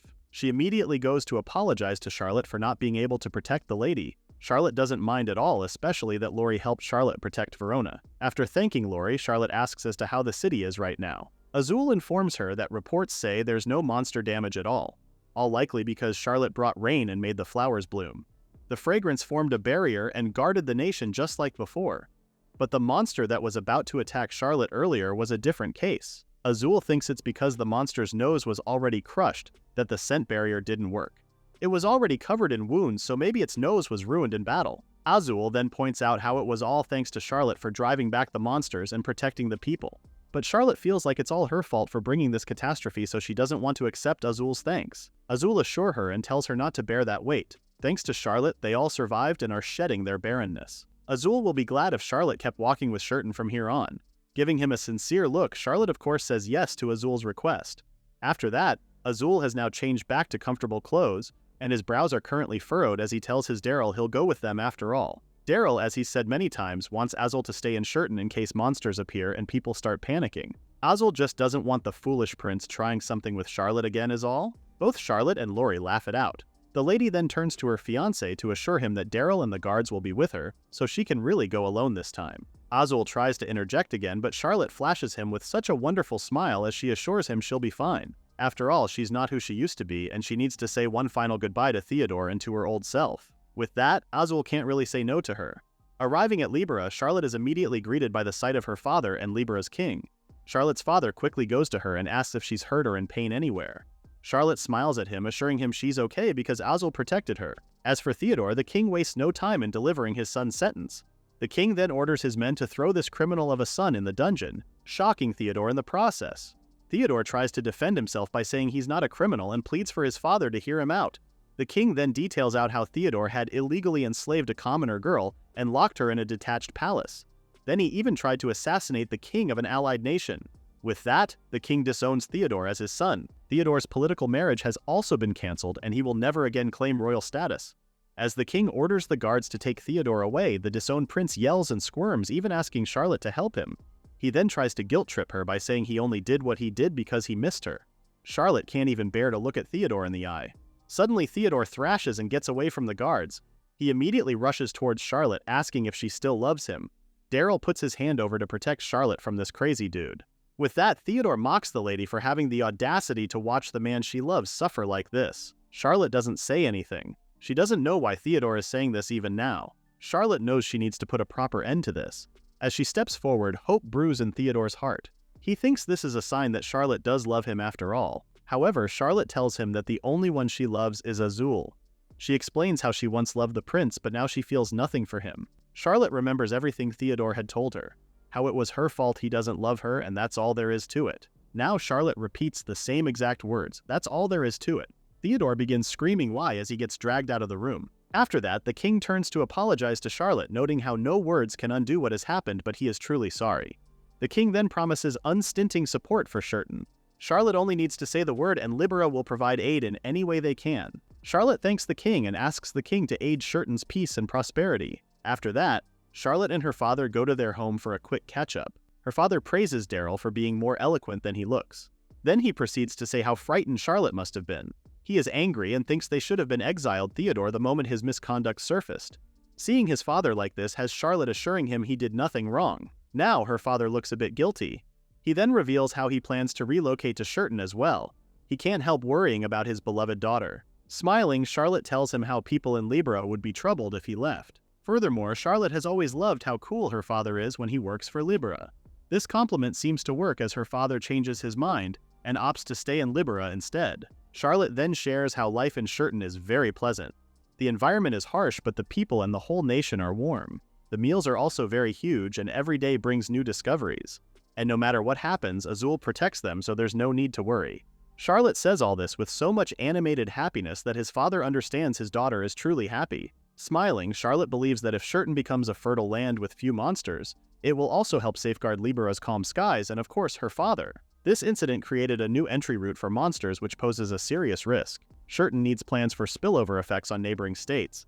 There are plenty of tasks, but they'll clear them one by one. The kingdom of Shurton is entering an era of change, after all. Charlotte really wants to do even more for Shurton. Seeing Charlotte's light mood, her father asks her if she's happy. Of course, Charlotte smilingly tells him yes. After all, she's finally found where she truly belongs.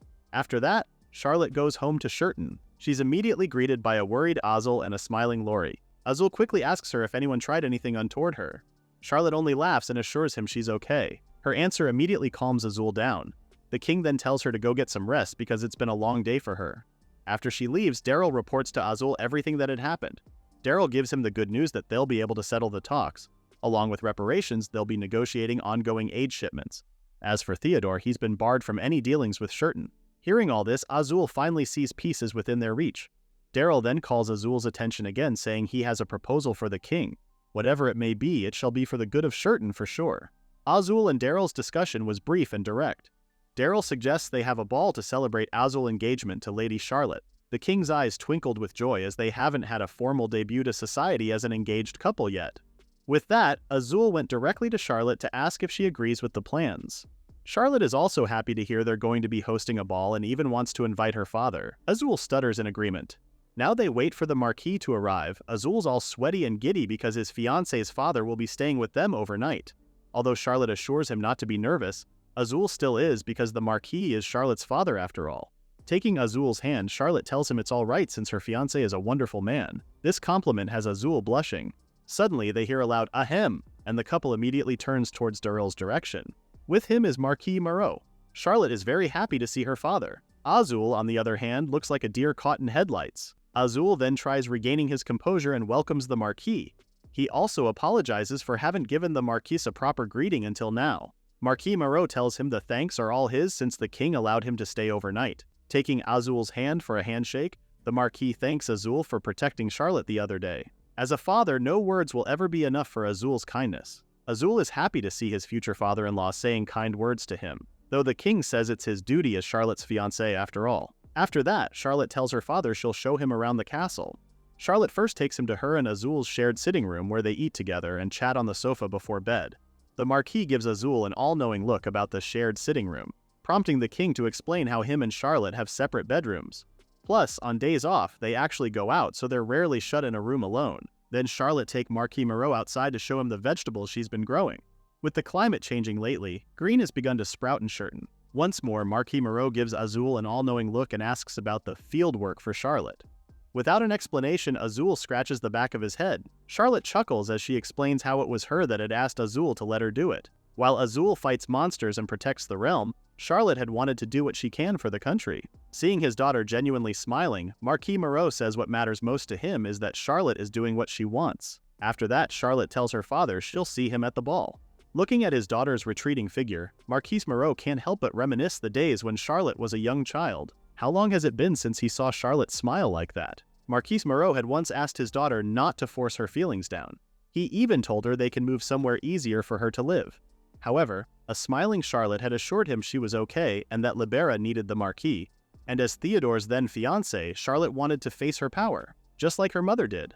So when Charlotte had come home looking like the heavens and the earth had fallen unto her, Marquis was worried, especially when she had asked to marry into the barren lands because she's tired of suppressing her feelings. Hearing that, Marquis Moreau realized Charlotte must have suffered far more than he'd imagined. From that day, Marquis Moreau vowed to grant his daughter anything she wished for. The Marquis heard Shurton's barren land was a harsh place, so he constantly worried if Charlotte was well, and if she was lonely. The day of the ball finally arrived and everyone waited expectantly for Azul and Charlotte to make their entrance. As soon as Marquis Moreau saw the couple with his own eyes, those worries and fears banished into thin air.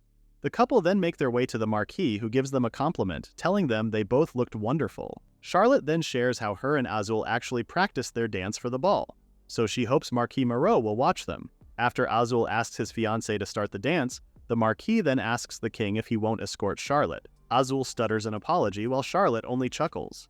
Whilst on the dance floor, Azul asks his fiancé if her father perhaps dislikes him. Charlotte calmly tells him that's not the case at all. The music then starts playing, letting Charlotte change the subject and tells Azul they'll show her father the fruits of their dance practice. The couple then start dancing to the tune of the music.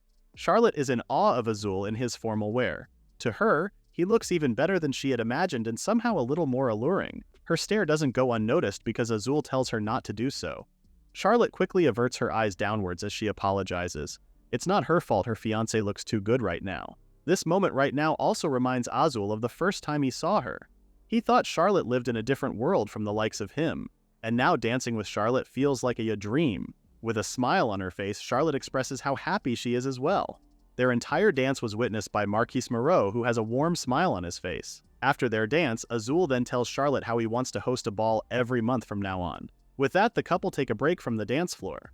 Azul then goes to get some drinks when the Marquis approaches him. Over drinks, Marquis Moreau shares how he never thought Charlotte could show so many expressions. The Marquis realized how Charlotte really did well to marry into Shurton. As a father, the Marquis thanks Azul, even bowing slightly as a sign of respect. Azul tells him it's nothing. Seeing Charlotte, the king can tell she was raised dearly well, so making such a person happy is only natural. Marquis Moreau then realizes his eyes hadn't deceived him at all. When Azul gives him a confused look, the Marquis explains how he actually saw Azul once at a social gathering. Azul's eyes struck Marquis Moreau as someone earnest, like a man carrying something great he must protect. Marquis Moreau then reveals how he was never keen on Charlotte getting engaged to Theodore before. It hurt a father to watch his daughter wither day by day. But Marquis Moreau thought if it were Azul, he'd make Charlotte happy. Hearing all these has Azul's fears disappear. In fact, he's truly honored.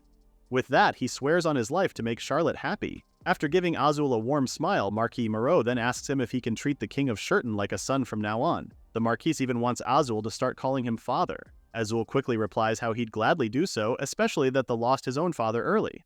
Now that Azul's calling him father, the Marquis expresses how happy he is to have a son.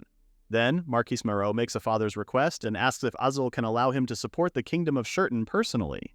Azul quickly tells him he can't accept special aid from the Marquis in private. Clenching his fist, Marquis Moreau shares how Charlotte is too precious. Taking after her mother, Charlotte suits cute dresses and fine furnishings. At the mention of this, Azul definitely agrees and would like to chip in as well.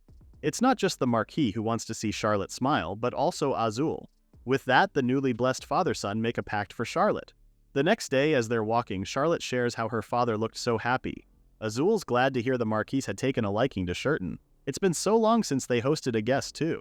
Changing the subject, Azul takes notice on the courtyard's lushness. It's gotten so green it almost feels unreal. Charlotte can't help but agree. She even wants to grow even more and make a Shurton specialty. Thinking about it, Azul remembers the trade abroad to which Daryl had said their tort was a hit in the market. Charlotte also goes into thinking mode, guessing it may have to do with Shurton's environment. A light bulb idea suddenly has Charlotte saying they should create dishes with tort and raise its profile as a local specialty. Maybe a tort festival or a harvest fair? Both ideas have Azul in agreement. Seeing Charlotte's smiling face also has Azul smiling. The king also notices the cute flowers Charlotte had planted. As he touches them, he tells her how veggies are nice, but flowers like these suit Charlotte best. Charlotte actually planted them because she thought they'd make Azul happy. When Azul mutters a confused response, an oblivious Charlotte explains she had assumed Azul liked cute things. That's when Azul reveals it's not that he likes cute things, but it's that they suit Charlotte. The two then fall into a cute silence before Charlotte apologizes for not knowing him well enough even though they're engaged. She wants to get to know more about Azul. Seeing Charlotte's cute face has Azul turning away as he says he might get conceited and thinks she likes him. Charlotte doesn't even deny it. Looking at Azul with earnest eyes, Charlotte tells him it's not conceited at all. Azul can't help but cover his blushing face before grabbing Charlotte for a hug. Her cuteness is just a crime. These two obviously can't wait to be married. That night, Charlotte thinks of her fiancé. At first, he felt like the perfect, composed adult, but as the days pass, he seems more adorable. Charlotte can't wait to be able to fall asleep together with him soon. That thought has Charlotte's face turning red, calling the thought shameless. The next day, Charlotte brings up the idea of reviving the rite her and Azul had read about before, where a maiden begs for rain and prays to drive off monsters. Charlotte offers prayers every day now, but she also knows she's only human and won't live forever. The text said that after the maiden was gone, turmoil rose, faith withered, and Shurton became a barren land. To avoid repeating that, Charlotte suggests they restore the rite so people can hold on to hope even after she's gone. They all need to unite everyone's hearts. Hearing Charlotte's plan, the king thanks her for thinking so much for their realm.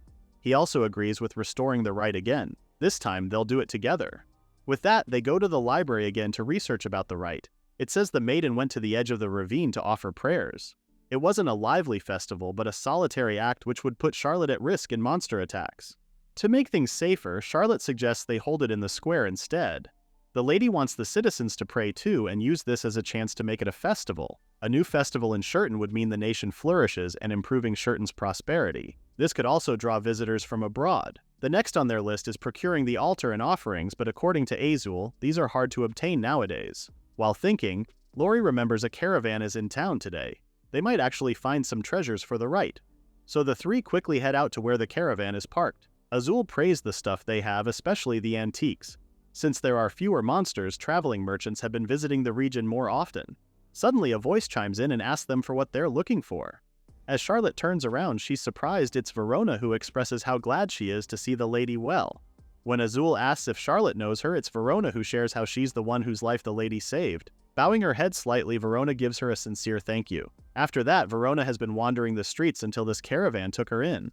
Now Verona travels from place to place with them. A smile forms on Charlotte's face, expressing how happy she is to see Verona again. After that, Charlotte explains why they're really here and gives Verona a list of items they need for a rite that are hard to procure. Hearing this, Verona asks to leave it to them since they stock specialties from all over the world. Verona takes out a flower crown for Charlotte's outfit, which Azul quickly approves of. Then she takes out a beautiful candle holder for the altar. Seeing Verona at work, Charlotte can't help but comment on how more full of life she looks than before. That comment has Verona happy as well. After that, Charlotte tells her they'll take the stuff now. Verona then tells her it's on the house, which Charlotte says she can't accept. Taking both of Charlotte's hands, Verona tells her how she owes the lady a debt she can't repay in a lifetime. So even if Charlotte refuses, Verona will continue to offer her assistance. A warm smile forms on Charlotte's face before she thanks Verona for her kindness. Now that Charlotte has accepted her gifts, Verona's joy is over the moon. She'll gladly get whatever the lady needs anytime. After that, Verona happily waves them goodbye. They've mostly got most of it now, so next up is costumes. With that, they go back to Shurton Castle and go straight to the wardrobe room where Charlotte is fitting her gown. But as soon as Azul takes his eyes on Charlotte's gown, he immediately sees the low neckline and exposed back. Azul quickly blushes and gets his coat. He's not a fan of the daring neckline. Although he's thrilled to see Charlotte in a beautiful outfit, Azul doesn't want anyone else seeing. Azul realized his words and tries to explain himself, saying a more solemn dress would be best for a rite. Charlotte looks at her fiancé and innocently asks if he dislikes dresses too. Blushing, Azul stutters as he tries to deny this. Finally, Lori can't hold back anymore and bursts out laughing.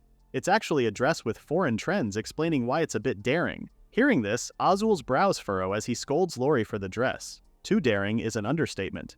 He wants more ruffles added to the neckline at once. Despite the daring neckline, Azul still thinks both the dress and Charlotte are very beautiful. Hearing this has Charlotte's heart skipping a beat, prompting her to ask Azul to stop making comments that make her heart race without realizing it. The two engage in a cute banter that has Lori and the attendants looking at each other with all-knowing looks. The couple doesn't even realize that everyone's been watching them. Charlotte then shares to her fiancé how every time Azul says something cute, it does something to her. Azul then banters how Charlotte also doesn't know how he feels whenever she says things that make his heart skip. Lori then gets in between the two, commenting how lovely the couple is getting along well. But right now they have to save the flirting for later because they need to keep the preparations rolling. Both Azul and Charlotte defend themselves at the same time, saying they're not flirting at all. Sure, even the attendants don't believe you two. The day of the rite finally arrives and everything is in order at the town square where people have gathered. Not long after, Charlotte comes out looking as radiant as ever. Seeing her, Azul notices his fiancé is looking nervous. And she is. Azul gives her a comforting smile before telling her he's just right beside her. With that, the two step forward to begin Shurton's new rite. The people are mesmerized with how beautiful Charlotte looks right now. The lady then thanks everyone for gathering before explaining what today is for. In this rite, they'll give thanks to the heavens and pray for Shurton's prosperity. With that, Charlotte asks everyone to pray with her. Everyone heeds the lady's request. To Charlotte, this isn't just a prayer. Through prayer, everyone shares the will to better their nation and strengthen their unity. Strong intent becomes great power when hardships arise. Charlotte prays for the kingdom of Shurton to become a land of prosperity, and may peace endure all over for the happiness of the people and their realm. The lady then ends her praying by asking the heavens to lend them their strength. Soon, raindrops start splattering. Everyone is stunned to see it starting to rain and the light that comes with it. As the people start reaching out to touch the light, they're immediately taken in by how warm their hearts feel, as if they're protected. Along with that is a gentle scent that surrounds them. Everyone then praises Charlotte and her prayer. They begin chanting her name. Long live the kingdom of Shurton indeed. And so, a new page in Shurton's history began. Watching the country be reborn alongside Azul has Charlotte realizing there's no greater joy than that. After the rite, Charlotte is in her bedroom, getting her hair brushed by Lori, who compliments her for looking especially beautiful earlier. As Lori continues brushing Charlotte's hair, the lady then asks if she can pick Lori's clothes next time. Although Charlotte loves Lori's usual gallant looks, she feels like cute outfits could suit Lori too. However, Lori doesn't know if that's a great idea since she needs to be ready to protect Charlotte at all times. Charlotte isn't backing down as she points out how monster sightings have calmed down lately, so they could really play dress up for a little while. Looking at Charlotte's face has Lori mute. After a while, she finally tells the lady she'll think about it. In Shurton, anyone who can fight woman or man bears a sword. That's normal here. After Lori got married, she became Charlotte's maid. Does cure even suit someone like her? Lori started growing her hair after meeting Daryl, but this is the only way she knows how to tie it. As soon as she enters their bedchamber, Daryl immediately notices Lori's expression and asks what's wrong. Lori sits down beside him and tells him how Charlotte wants her to try cute clothes. Daryl immediately supports the idea since fancy outfits have been trending in Shurton lately. As Lori unties her hair, she expresses how she can't picture herself wearing clothes like Charlotte's. This has Daryl thinking of when they first met. No matter how often Daryl told Lori she was beautiful, she'd blush and say a knight like her didn't deserve such words. This has Lori chuckling, saying it's been so long since that happened. Kissing her forehead, Daryl sweetly tells her how adorable she is. Ever since Lori had become Charlotte's maid, she's also softened. With that, Daryl encourages his wife to try cute clothes since he knows it'll suit her 100%. So Lori gladly accepts Charlotte's request and dresses like the lady. Seeing Lori in such a cute dress has Charlotte swooning on how amazing she looks. Even Daryl is surprised to see his gorgeous wife looking especially beautiful. As he gently smells Lori's hair, he tells her she looks like an angel. The two stare at each other with love-struck eyes. Watching them, Charlotte can't help but smile. She wants this peaceful life with everyone to last, with no fear of monsters, so they can only think about precious times with loved ones. To achieve that, Charlotte vows to do whatever she can. After that, Azul is waiting at the stables for Charlotte. Not long, his fiancé arrives wearing a simpler pair of clothing. This has Azul sighing as he realizes she can't dress up for today. Seeing Azul's disappointment has Charlotte giggling while explaining she likes this outfit since it's easier to move in. With that, Azul reminds her it'll be a dangerous journey and asks if she's really sure about this. Charlotte immediately says yes. She really wants to see the ravine's current state with her own eyes. Even if monster sightings have dropped, the knights remain on alert as before. They also need regular detailed records for the future. So Azul tells Charlotte not to leave his side at all time. Charlotte agrees, promising not to do so. As soon as they venture out for the ravine, Charlotte immediately sees the spreading grasslands. Azul chimes in saying bit by bit it's really turning lush with green. Now it's hard to believe that this place was once a barren land. Azul then shares it's also thanks to everyone pitching in, they're able to add more fields around town and even found new water sources. Insects are also beginning to breed, so an ecosystem is sure to slowly form. Azul never thought they'd see a scenery like this in Shurton, and it's all thanks to his fiancé. Charlotte tells him it's not just her powers work, but everyone's prayers that have reached the heavens. After a while on the horse, they stop at a rocky cliff. Getting down, Azul informs Charlotte they'll be walking from there now. When Charlotte asks if Tail will be alright, Azul explains that Tail always waits for them there. It's much safer if they don't ride through the rough terrain. With that, Azul and the other soldiers draw up their swords, staying alert for any possible monster attacks. Azul leads their way, asking Charlotte to stay as close to him as possible. They continue their walk, and after a while, Azul sees their destination up ahead. This is the first time Charlotte sees the light wall that keeps the monsters away. Charlotte is also curious what the wall is. Azul explains they don't know as well since it appeared out of nowhere days ago during battle and started blocking the monsters. They also learned flowers had begun to bloom near the wall. Though the wall doesn't really cover the area without flowers, so as the reports say, monsters still show up in that area. Charlotte then asks if it's safe to touch the light wall, to which Azul firmly says yes. With one finger, Charlotte slowly touches the wall. Suddenly, a burst of light surprises her. Flowers begin to bloom again. To her, it feels a bit strange, like she's wrapped in something nostalgic. Even Azul and the soldiers are stunned and confused to what they're witnessing. Charlotte's hair looks like it's glowing. Her whole appearance seems to be wrapped in the same light as the wall. Despite that, Charlotte shares how she doesn't really feel anything out of the ordinary. Out of nowhere, a monster lunges in, heading straight for Charlotte. Azul quickly raises his blade as he steps in front of Charlotte. The monster locks eyes with Charlotte as it gets its claw out for the kill. However, before it could reach her, the monster is stopped by the light wall. The monster immediately retreats back to the forest.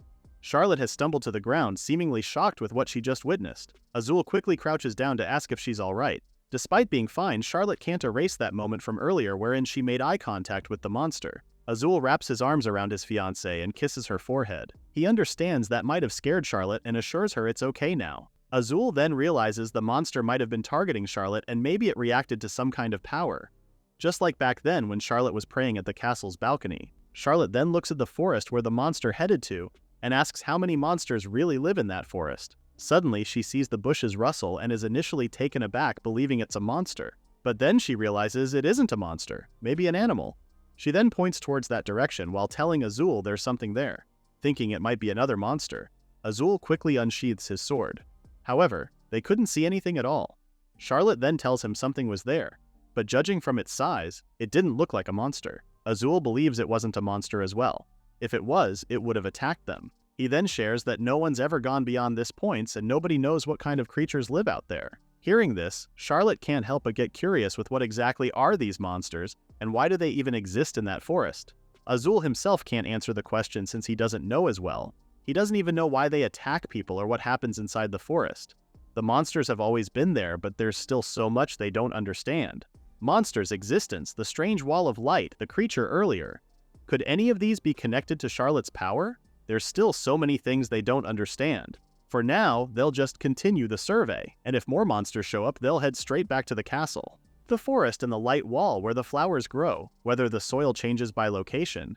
These records might help them someday. Maybe it's just for Charlotte's peace of mind, but Shurton is her home now, a home she wants to protect. As soon as they get back home, Daryl immediately greets them and asks to talk to Azul for a moment. After informing Charlotte of the urgent meeting, Azul and Daryl leave the women. Lori then asks Charlotte about the date, to which the lady blushingly asks not to tease her like so. Charlotte then hopes she didn't steal time Azul needed for work. Lori assures her that it's just Shurton's been changing, so Azul's been busy lately. If anything, Charlotte should think of it as Azul's reward. Charlotte's confused with Lori's reward. Lori explains Azul's reward is getting time to be able to be with the adorable Charlotte. Being with her surely blows all his fatigue away. And once the official marriage is set, they'll be together even more. Charlotte is visibly taken away with the mention of marriage. After the recent monster attack, both the kingdom and Azul have been too occupied with reviewing defenses and preparing for potential human attacks. But once everything is settled, Charlotte wants the both of them to marry soon. Meanwhile, Daryl is informing Azul about the Emperor of Lagivia who's coming to Shurton. Daryl says he's officially on a goodwill visit, but he's positive the Emperor must have heard about their current situation. Azul realizes this must be Lagivia's way of getting information. The Lagivia Empire is an allied nation like Libera that supports Shurton the most. The current Star Emperor Rex was born the third prince, but after the former emperor and his older brothers died in quick succession, he took the throne. With that, Daryl urges Azul to consider formalizing his marriage with Charlotte soon. He knows Charlotte's power is tempting to the other nations too. Yes, Daryl as well as Lori already knows. There was a day that Charlotte asked them to watch as she prayed for it to rain. Daryl was also shocked when he first saw it with his own eyes. Azul can't give Daryl a definite answer, prompting Daryl to ask the king why he looked rather distressed. Daryl thinks the marriage would shield and protect Charlotte from potential harm that comes with Lagivia's visit. Despite knowing this, Azul is still afraid of tying Charlotte down to this kingdom. Charlotte is still a 17-year-old girl who stifled her feelings and lived for Libera until now. She finally learned to smile from the heart. The last thing Azul wants is to force her to sacrifice that for another kingdom again. For now, Azul asks his brother to let him watch for the right time for a little while longer. They just need to deal with the Lagivia matter first. Daryl agrees, understanding where Azul is coming from. Daryl also apologizes if he sounded accusatory earlier. Azul also apologizes for having his brother worry over this matter. With that, Daryl takes his leave. The king is now alone with his thoughts. Azul had once crossed paths with the Emperor of Lagivia when his parents were still alive. Rex was skilled with a blade and sparring with him was a blast. Azul now wonders how he's grown now. On the other hand, at the Empire of Lagivia, Rex is being informed of Shurton's barren lands turning lush now. He's also heard about the spat the nation had with Libera. Rex's informant confirms this and also adds how the issue has been kept under wraps. According to rumors, the Prince of Libera had caused the incident and is now disinherited and locked away. Both this incident and Shurton's prosperity seem to be connected to Libera's Lady Charlotte Moreau, who's now engaged to Shurton's king. The informant then adds that King Azul is said to be besotted with Charlotte now. Hearing this, Rex can't believe Azul had fallen into the traps of a low-born creature like Charlotte. To him, women are flies that keep swarming even after you shoo them. Standing up, Rex believes the woman might be of some use to them, so he wants his men to probe the Libera kingdom. Kidnapping a servant who served Prince Theodore and squeezing the truth out of them could be the right trick. The informant is taken aback with this demand, tries reasoning out with Rex. The Emperor's mood immediately turns foul, warning the man not to talk back again and to use whatever means necessary to get the information. The man bows slightly as he heeds the Emperor's command. After they leave, Rex plucks the flowers from a vase as he utters Azul's name. Rex looks forward to meeting Azul once again, cue in suspense music. Back when Azul was a young child, he had once asked his father on how they can make the monsters disappear. At that time, his father had told him that monsters in nature exist beyond human logic. If anything can interfere with them, it would be higher beings like spirits or gods. Hearing this, Azul expresses his worry, asking if they're doomed to just watch the people live in fear and die. Azul's father crouches down to stroke Azul's hair. He tells his son Heaven will surely be watching over him since he inherited his father's talent with the sword. Azul's father then points to the sky, telling the kid that if he doesn't give up, then someday, even in Shurton, light will break through. In present time, Azul is watching the sky, smiling as he asks if his father is watching them right now. Meanwhile, Charlotte is busy with paperwork. In a few days, the Emperor of Lagivia will arrive, so she needs to compile the survey results while she can. With some tea in her hands, Lori appreciates how Charlotte is working hard, but she also reminds the lady that resting matters as well. Charlotte realizes that she really did get carried away, and so Charlotte takes a sip of the tea Lori had brought. She then realizes the tea tastes familiar. Lori immediately reveals it's the gift from Charlotte's father. Charlotte is pretty well loved by her father after all. After Charlotte decides on writing her father a thank you letter, Lori presents her another gift. This time it's from Azul and Lori. Charlotte quickly opens it and sees it's a menswear set for her. Although surprised, she lets Lori take her to change so they could show Azul her new look right away. After a while, Charlotte comes out in her new set of clothes. She clearly looks puzzled with what's happening while Lori is amazed with how the clothes look super good on Charlotte. When the lady finally asks what's happening, Lori only giggles and tells her that Azul will be the one to explain it himself. Lori also shares that the menswear Charlotte is sporting right now is actually made from monster hide. Thanks to the recent shifts in weather, they can finally process it. Charlotte is elated to learn this. She tries moving around, commenting on how durable yet easy to work it feels, and it can even block some sword cuts. It's then that Lori reveals that Azul was actually the first one to ask these clothes to be made for Lady Charlotte. Again, Charlotte asks her why, but Lori only tells her that Azul has the answer. And so Charlotte and Lori both go to the library. Azul immediately takes in Charlotte's whole outfit. Charlotte is beginning to feel rather embarrassed because Azul is just looking at her. After a while, Azul finally speaks up and comments on how Charlotte really looks like a boy. Charlotte finally has the answer to her question. Looking outside, Azul tells her how he wants her to walk more freely on her own and really feel Shurton's grounds. So the king thought Charlotte could go alone and look around the castle town as she likes. Alone? Charlotte is beyond surprised. The people of Shurton are like family, and with fewer monster sightings lately, Azul believes this should be fine. Azul praises his fiancé for being such a hard worker, but at this point Charlotte might end up spending her whole life just for Shurton. Azul doesn't want that. He wants Charlotte to enjoy her own life. Hearing this, Charlotte is stunned. She never really thought about this at all. In Libera, Charlotte had to suppress her emotions. Even after coming to Shurton, she thought she should do anything she could for the country because that was what Charlotte believed to be her role. Still, Charlotte is confused why she needs to dress like a boy. Although the people of Shurton will recognize her even in boys' clothes, Azul thinks she'll look like an ordinary boy to outsiders. Of course, Azul assures her she doesn't have to do it if she doesn't like it. But Charlotte gives him a smile, saying she was just surprised. She does say this sounds fun too. If Charlotte only thought of the country, she should hide her ability before other nations learn of it. To her, she needs to get married quickly and bind herself to the kingdom. That way there will be fewer problems. But still, Charlotte can't help but feel warm, especially that Azul went out of his way just for her. Lori then chimes in to tell Charlotte to use the name CL while she's in disguise. Although Charlotte is a bit nervous, it's evident that she likes the name in this new adventure. Extending his hand, Azul tells CL they'll go now. However, Lori tells them not to hold hands in public or they'll start strange rumors. Both Azul and Charlotte blush profusely while Lori just giggles on the side. Looking up to Azul, the lady gives him a look as she says it's okay just for now. To Azul, looking at his fiancé's face has him on a standstill. It takes him a few seconds to compose himself, telling Charlotte not to give him such a cute face and to learn how to act like a boy before they head out to town. A while later, they both head into town, but Charlotte is still nervous going out.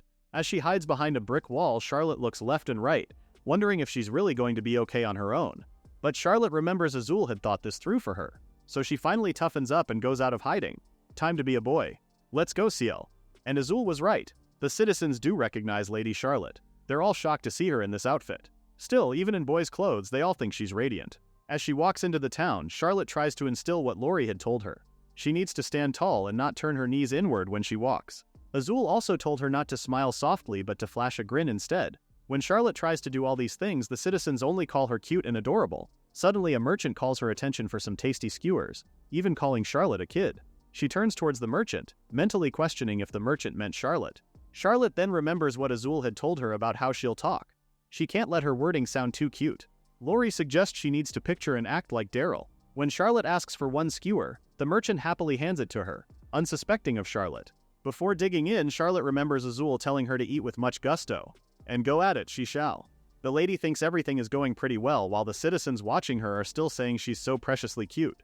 After that, Charlotte continues to stroll around town. She was feeling a little anxious earlier, but the city today feels different from when she came here with Azul.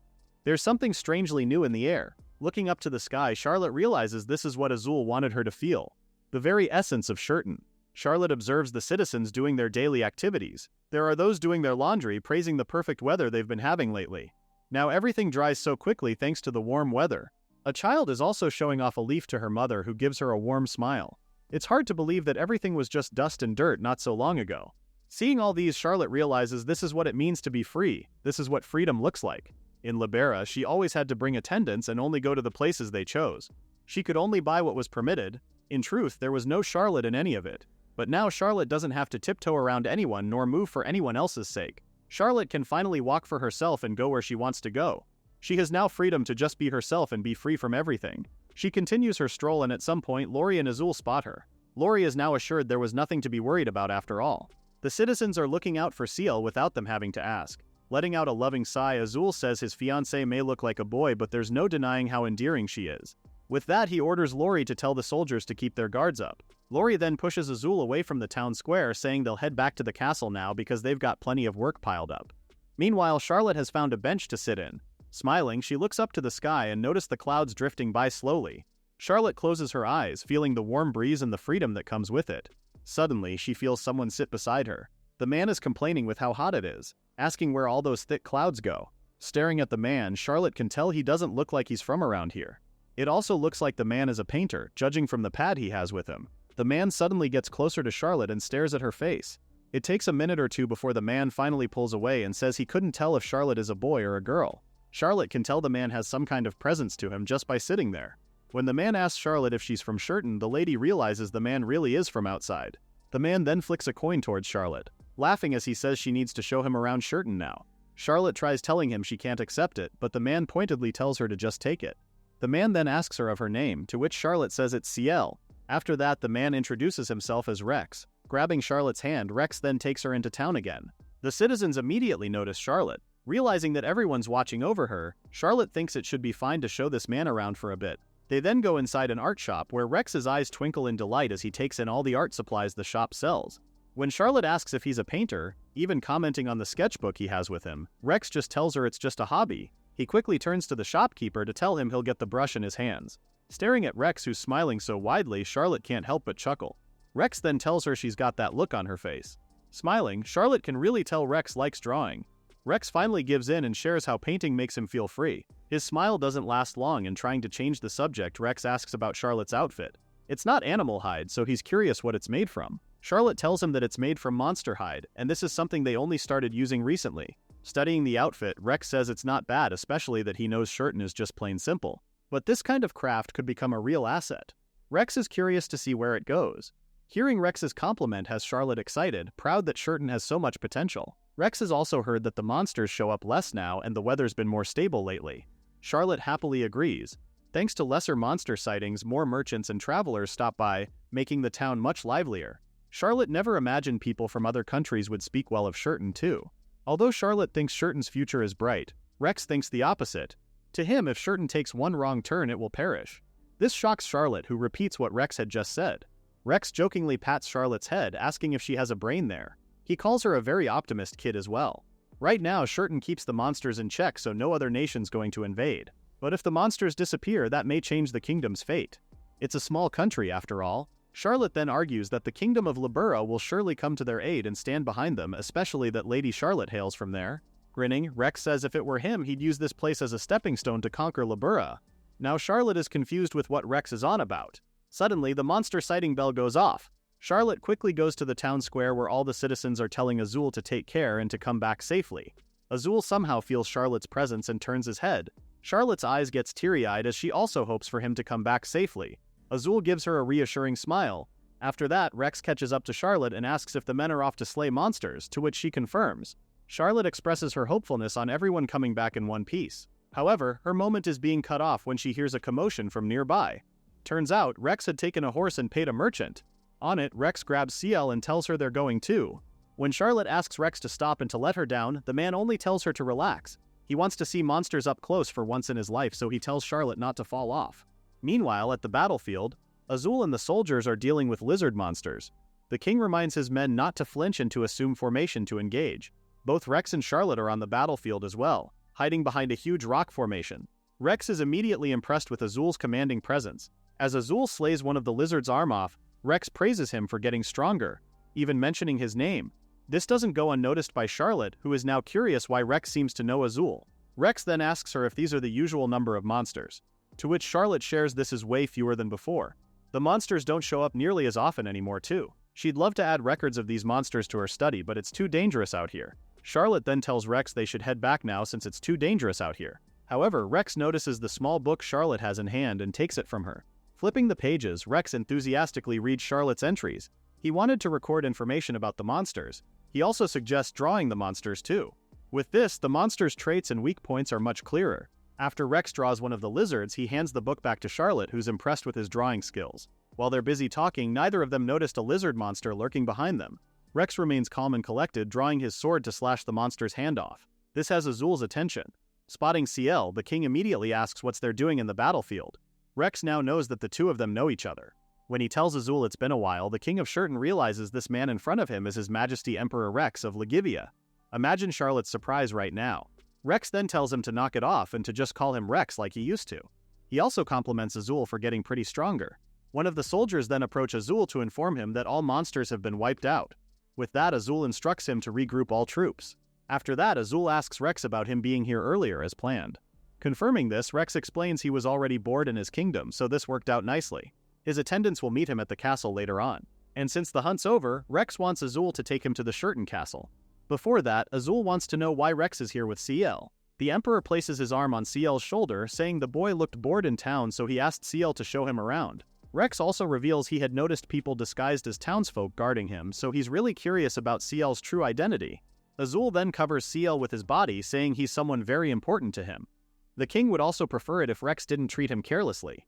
Charlotte quickly tries to stop Azul from saying such things, especially when she's dressed as CL. Rex stares at Azul dumbfounded, thinking the king of Shurton now swings the other way. Oh, the looks on their faces. Minutes after, Rex bursts out in laughter. He was worried Azul had gotten distracted by a woman, but he now says he was worrying for nothing. Azul tries to take back what he had said, saying that isn't what he was meant to say. Now Rex is getting the wrong idea. When Rex tells Seal to hop on his horse, Azul quickly stops him and says Seal is going to ride with him instead. On the other hand, Charlotte wants to explain to Azul why he was Rex in the first place, but the king stops her. He wants to hear Charlotte's explanation once they're back at the castle. Azul's cold demeanor has Charlotte worried, so she quietly agrees, even calling him sir. At the castle, Azul informs Rex he'll have a room and some dinner prepared right away. Azul then turns to Seal, quietly instructing her to go to their room.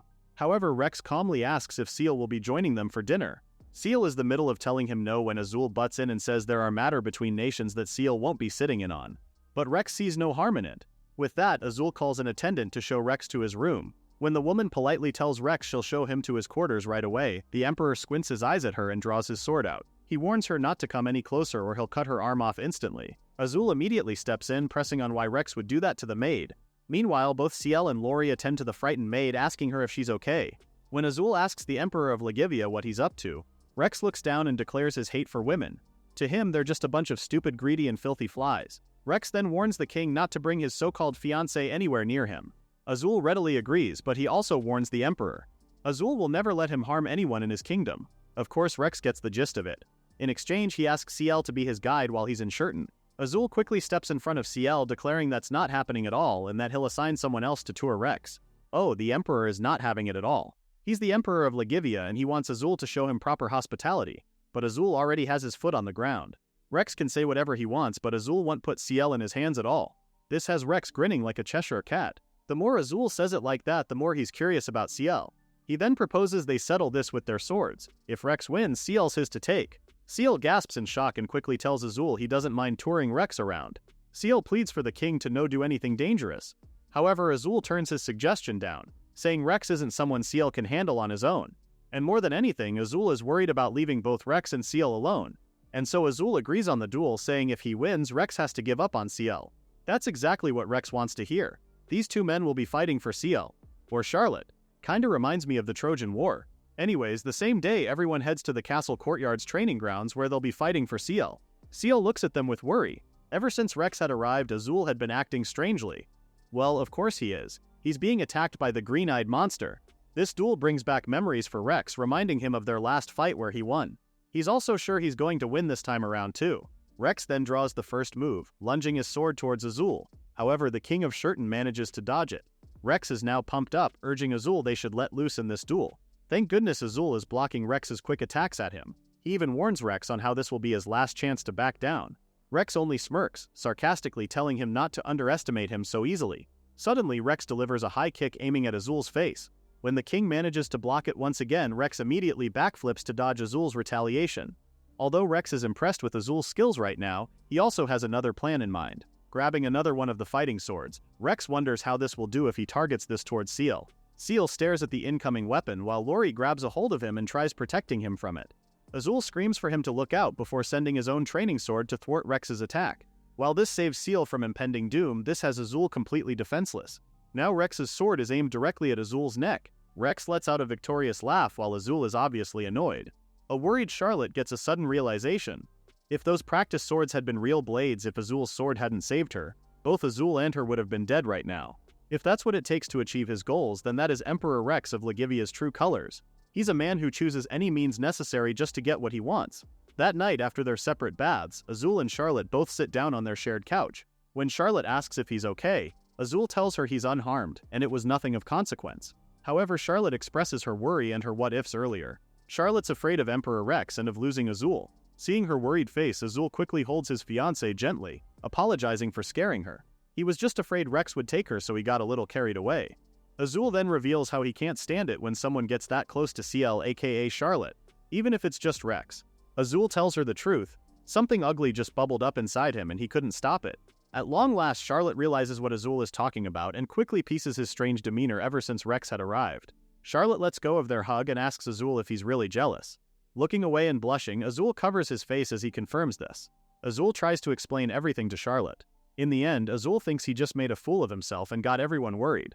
Hearing him like this, Charlotte can't help but smile. She now knows why Azul had been acting so weirdly ever since Rex had arrived. Hugging him tight, Charlotte tells him how she has no intention of leaving his side. This makes Azul blush, touched by his fiancé's sincerity. Patting her head, Azul thanks Charlotte before standing up from the couch. Azul still needs Charlotte to stay alert and make sure no one finds out about her ability. With that, he's going to talk to Rex again and tell him he can't have Ciel as the guide anymore. After Charlotte agrees to this, Azul thinks about his childhood with Rex. Once they were inside castle premises when Rex had urged him to hurry up with climbing the balusters of the place. Azul worriedly asked him if he was okay, to which Rex says he is and just finds parties so boring that he'd rather go out and play. Rex had known Azul to be good with a sword, so he often asked the Shurton prince to duel with him. The time they spent together was short, but they truly connected as good friends. However, this was back when they were children, pure and innocent. The Rex Azul had just met now has a certain killing intent, which is nothing like the boy he knew back then. Azul now wonders what could have possibly turned Rex into that. That same day, Azul had gone to Rex's room to talk to him about Ciel. When the King of Shurton had come in, Rex is already enjoying a glass of wine which he deliciously calls the sweet wine of victory.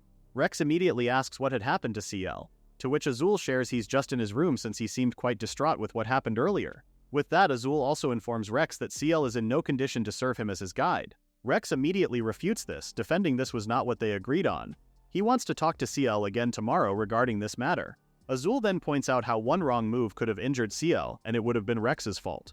Rex doesn't even show any remorse for what he's done. Instead, he lets out a chuckle, telling Azul that it was quite a feat as to how the King of Shurton had saved CL. Staring at Rex's cool and casual demeanor, Azul can't help but think that this man might have foreseen that he would step in to protect CL. If that's really the case, then what on earth is Rex really planning? Pouring another round of wine into his cup, Rex changes the subject and brings up how it's been a long time since they last saw each other. Rex is sure they have much to catch up on. Azul then shares about the time he took over the throne.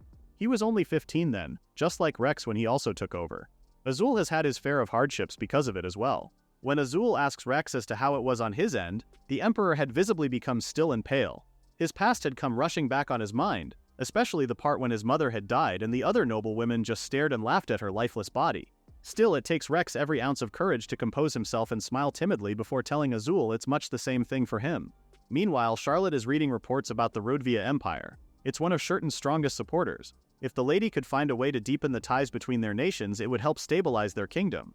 To the end, Charlotte really wishes to show Rex the good things Shurton has to offer. Lori then approaches the lady, suggesting to retire for the evening now. She also shares that Azul, Rex, and the others are still drinking together. However, Charlotte doesn't think she can sleep yet. She then asks Lori if it would be okay to take a short walk in the garden now. When Lori tells her she'll go and accompany her, Charlotte readily apologizes because she would really want to be alone for a little while. Charlotte gently assures Lori that there will be guards patrolling the garden, so her alone time should be okay. Even though she's a bit hesitant, Lori agrees and places a thick shawl on Charlotte since it's already getting cold outside. She also asks the lady to come back as soon as she can. After thanking Lori, the lady quickly goes outside to sit on the garden bench. There, she closes her eyes and prays. The gloomy night sky immediately clears, replacing it with a moon glowing brightly. Charlotte then stares at it, asking if life would have been easier if she didn't have this power. Still, Charlotte is thankful for having this power. Because of it, Charlotte had met someone precious and found the very place she truly belongs. Her alone time is suddenly interrupted when she sees Rex approaching. The neighboring king is holding his forehead, squinting as he wonders why a woman is here at this place in this hour. Suddenly, Rex collapses to the ground. Charlotte, who rushes to help him, can whiff the strong smell of alcohol coming from the king. As Charlotte yells for help, she hears Rex mumbling and asking for his mother to forgive him. Charlotte looks at Rex with both confusion and pity. That's when she finally notices the scars the king has on his chest and arms. Rex then pleads his mother not to hit him, telling her he's sorry. Charlotte can only stare at Rex's scars, realizing that the king is being tormented with his past nightmares right now. Getting a handkerchief from her pocket, Charlotte places it on Rex's forehead. However, the Emperor flicks her hand away, telling her to not touch him because he's disgusted by it. This has Charlotte remembering Prince Theodore. Even now, there are nights when dreams carry her back to those hellish days with the prince. Reality was cruel, regardless of her feelings. The weight a king carries for his kingdom is beyond Charlotte's imagination, but the agony of bearing something alone in solitude is the kind of pain she understands all too well. Charlotte has Azul now, an irreplaceable presence whose very face brings her peace from the depths of her heart. Rex deserves the same. Whether a friend or lover, the Emperor needs someone like that too. And so Charlotte closes her eyes as she begins praying to the heavens. She prays that Rex may dream pleasant dreams, and may the sad dreams fade far away. At that moment, Rex opens his eyes and is surprised by the image in front of him. Without much thought, he pulls Charlotte towards him. The lady was too shocked by it that she ends up face to face with the Emperor. Just enough that she's above him. Rex then mutters CL's name, which makes Charlotte nervous. Before she could come up with an excuse, Rex comments on how weird Azul's hobby of having CL crossdress is. Rex slowly gets up, complaining about how a drunk Azul gushes about CL all night long. The Emperor then shares how he thought the King of Shurton was just a rough guy who only cared about swords. And yet Azul goes on about not wanting to make CL suffer. How being with CL puts his heart at ease. All these nonsense was all Azul was spouting about when he got drunk with Rex. This has Rex realizing how Azul really cherishes CL. The Emperor doesn't get that sort of thing himself, but he does admit, for a guy, CL is pretty cute. Smirking, Rex caresses CL's face but eventually takes his hand down. Looking down, Rex is jealous that Azul seems so happy. They both became kings at the same time, yet he has no one to open up to. No happiness like Azul's. No matter how much Rex drinks, the only things that cross his mind are worthless memories. That's why he's envious of Azul. Hearing all this has Charlotte confused. The Emperor of Lagivia, who can obtain anything by any means necessary, just confessed to being jealous. Before dozing off, Rex mutters how it would be nice to feel the same happiness that Rex feels. With that, Charlotte can only wonder how much loneliness this Emperor is carrying within him. Born the third prince of the Ligivia Empire, Rex had little chance of becoming emperor in terms of succession order. Yet as a child of the favored consort, the former emperor doted on Rex.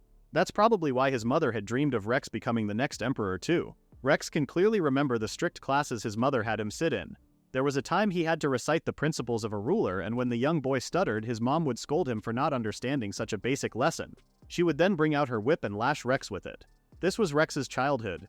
If he brought shame, he was beaten with a whip and locked in the underground dungeon for an entire day. Desperate for nothing but his mother's love, Rex studied imperial studies with everything he had, but his mother bought the resentment of the first and second consorts and was poisoned to death. They even warned Rex to know his place, otherwise he'll end up like his mother. It was then Rex realized he was living in hell. Once he turned 15, women began swarming around his status and beauty. At times they even forced their way into his bedroom. That only earned the Imperial Majesty's resentment. And so Rex's father sent him to the battlefield at every opportunity. Days constantly spent side by side with death. All of this happened because of women. To Rex, women were to blame for his unhappy circumstance. At that time, the first prince and second prince destroyed each other in their struggle for the throne. At the same time, his Imperial Majesty also departed this world due to illness. The first and second consort were banished from the palace when the third consort's murder came to light. And with that, Rex was crowned the new emperor of Ligivia. Free from the ugly power struggles, life was easy when thinking only of the empire's benefit. Thanks to the position of emperor, Rex could even purge women from his surroundings. And yet, during the night when he's fast asleep, nothing could be done to stop their reign of terror in Rex's life. Beaten with whips by his mother, berated by his stepmother and brothers, and even with the women surrounding him now, even though it's all in the past, Rex still couldn't let go of the nightmares. Even though he had climbed to the empire's highest seat, unlike those fools who threw themselves into the gutter, Rex did not believe there was a god or salvation that exists in this world. If a goddess truly exists, would she reach down and pull him out of this hell? The last image Rex remembers is that of a lady who was praying for him to get better dreams. The next morning, Rex wakes up in his bedchamber. His subordinates are already there to help him, detailing how he had collapsed in the courtyard last night. After Rex confirms he's okay, he quickly asks about the woman who had appeared last night. However, his men tell him there was no such thing. This has Rex confused, wondering if it was all a dream. If so, what is this feeling of unease in his chest then? He quickly grabs his drawing materials and begins sketching out the woman from his dream. Rex stares at it, realizing the lady looks a lot like Ciel. But how could that be when the person he saw last night was definitely a woman? Meanwhile, Laurie is greeting Charlotte with the lady's change of clothes. Although she's excited to begin the day, Charlotte remembers last night's encounter with Rex and quickly tells Laurie to prepare a different outfit for her. After changing, Charlotte, or should I say Ciel, went to greet Azul good morning. The king of Shurton is taken aback since he already told Rex and his men that Ciel wouldn't be guiding them. Ciel has already made up her mind, firmly saying she can serve as Rex's guide. Azul sighs in frustration, not understanding where this is coming from and not wanting to allow this to happen. Ciel is adamant though. He knows it would be better to build good relations with the Ligivia Empire and for Rex's own sake as well. Azul gasps with what his fiancé just said. Suddenly, their conversation is interrupted by Rex asking for anything to eat. Both Azul and Ciel disperse. The king of Shurton immediately ushers for someone to prepare breakfast for Rex while Ciel stands in front of Rex. Seeing Ciel's cheerful face has Rex blushing. He instantly looks away, asking why both Azul and Ciel are eating breakfast together. Changing the subject, Azul asks him if he slept well last night. Rex tells him he surprisingly did, even had a strange dream. To Ciel, it looks like Rex doesn't remember what had happened. Well, she did leave last night before Rex's men sees her. However, Rex asks both Azul and Ciel if there's a woman with silver hair in this castle. This has Ciel stunned, while Azul seems puzzled with the sudden question. Rex then tells them that he's positive there was a woman near him last night. Strangely enough though, it didn't feel unpleasant to him.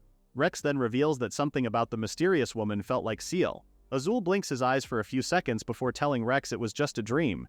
After that, Rex's energy shifts to somewhat excited, telling Ciel how he's counting on being shown around. Even though Ciel happily responds to this, Azul stands up to say that he'll be going with them. Surprised is the look both Rex and Ciel are sporting right now, but what will Azul do when the bell rings is what Ciel is quietly asking. Azul already has a plan in mind. When that happens, someone else will accompany them. Azul absolutely doesn't want to just let Rex and Ciel go around town alone. Seeing these two talk, Rex calls them out for whispering around. Sure enough, Rex is now wondering if these two have some kind of relationship. Azul quickly puts his arm around Ciel, confirming that that's exactly the kind of relationship they have. Well, so much for breakfast. Rex is now full from all these surprises. After that, Azul takes Ciel out of the room, promising to meet up later. Azul then takes Ciel to his room. There, Azul calls Ciel Charlotte. He corners Charlotte on the bedroom door and asks what had happened between her and Rex last night. Seeing Charlotte's expression, Azul sighs and assures her that he's not angry, just worried. He then asks her if she could tell him everything that had happened last night. Charlotte does so. After some time, Azul understands the whole situation now. It was just Charlotte looking after a dead drunk Rex. Charlotte also clarifies she left the scene before Rex's men or anyone else could notice her. Looking down, Charlotte knows she didn't mention that other thing that Rex shared last night. To her, it should be better to leave that detail out.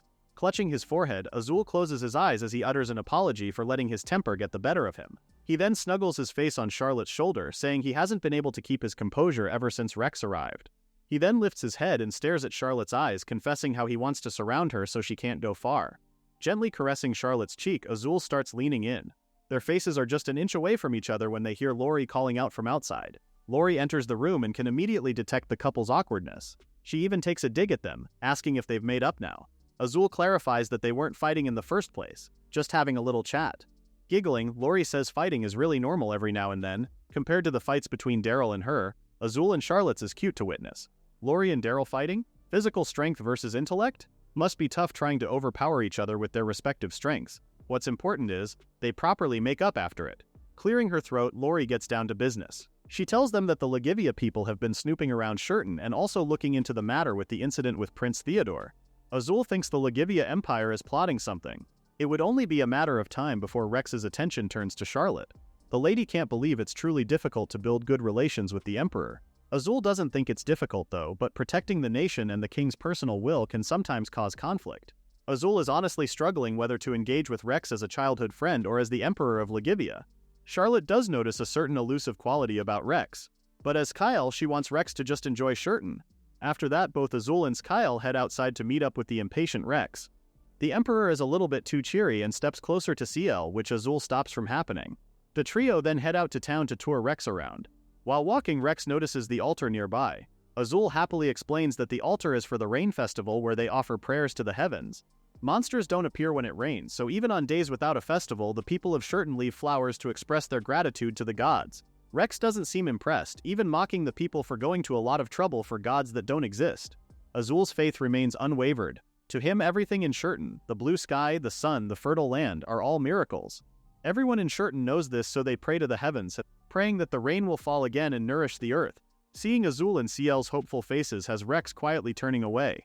CL tries to lighten up Rex's mood again by saying there's lots of delicious things the Emperor needs to try. Getting one of the stall's sandwiches, CL shares that it's made out of Shurton's tort. As soon as Rex takes a bite, he immediately takes in the juiciness of the sandwich. In fact, it's better than the regular stuff. Azul then notices something on CL's cheek, which he also has on his face too.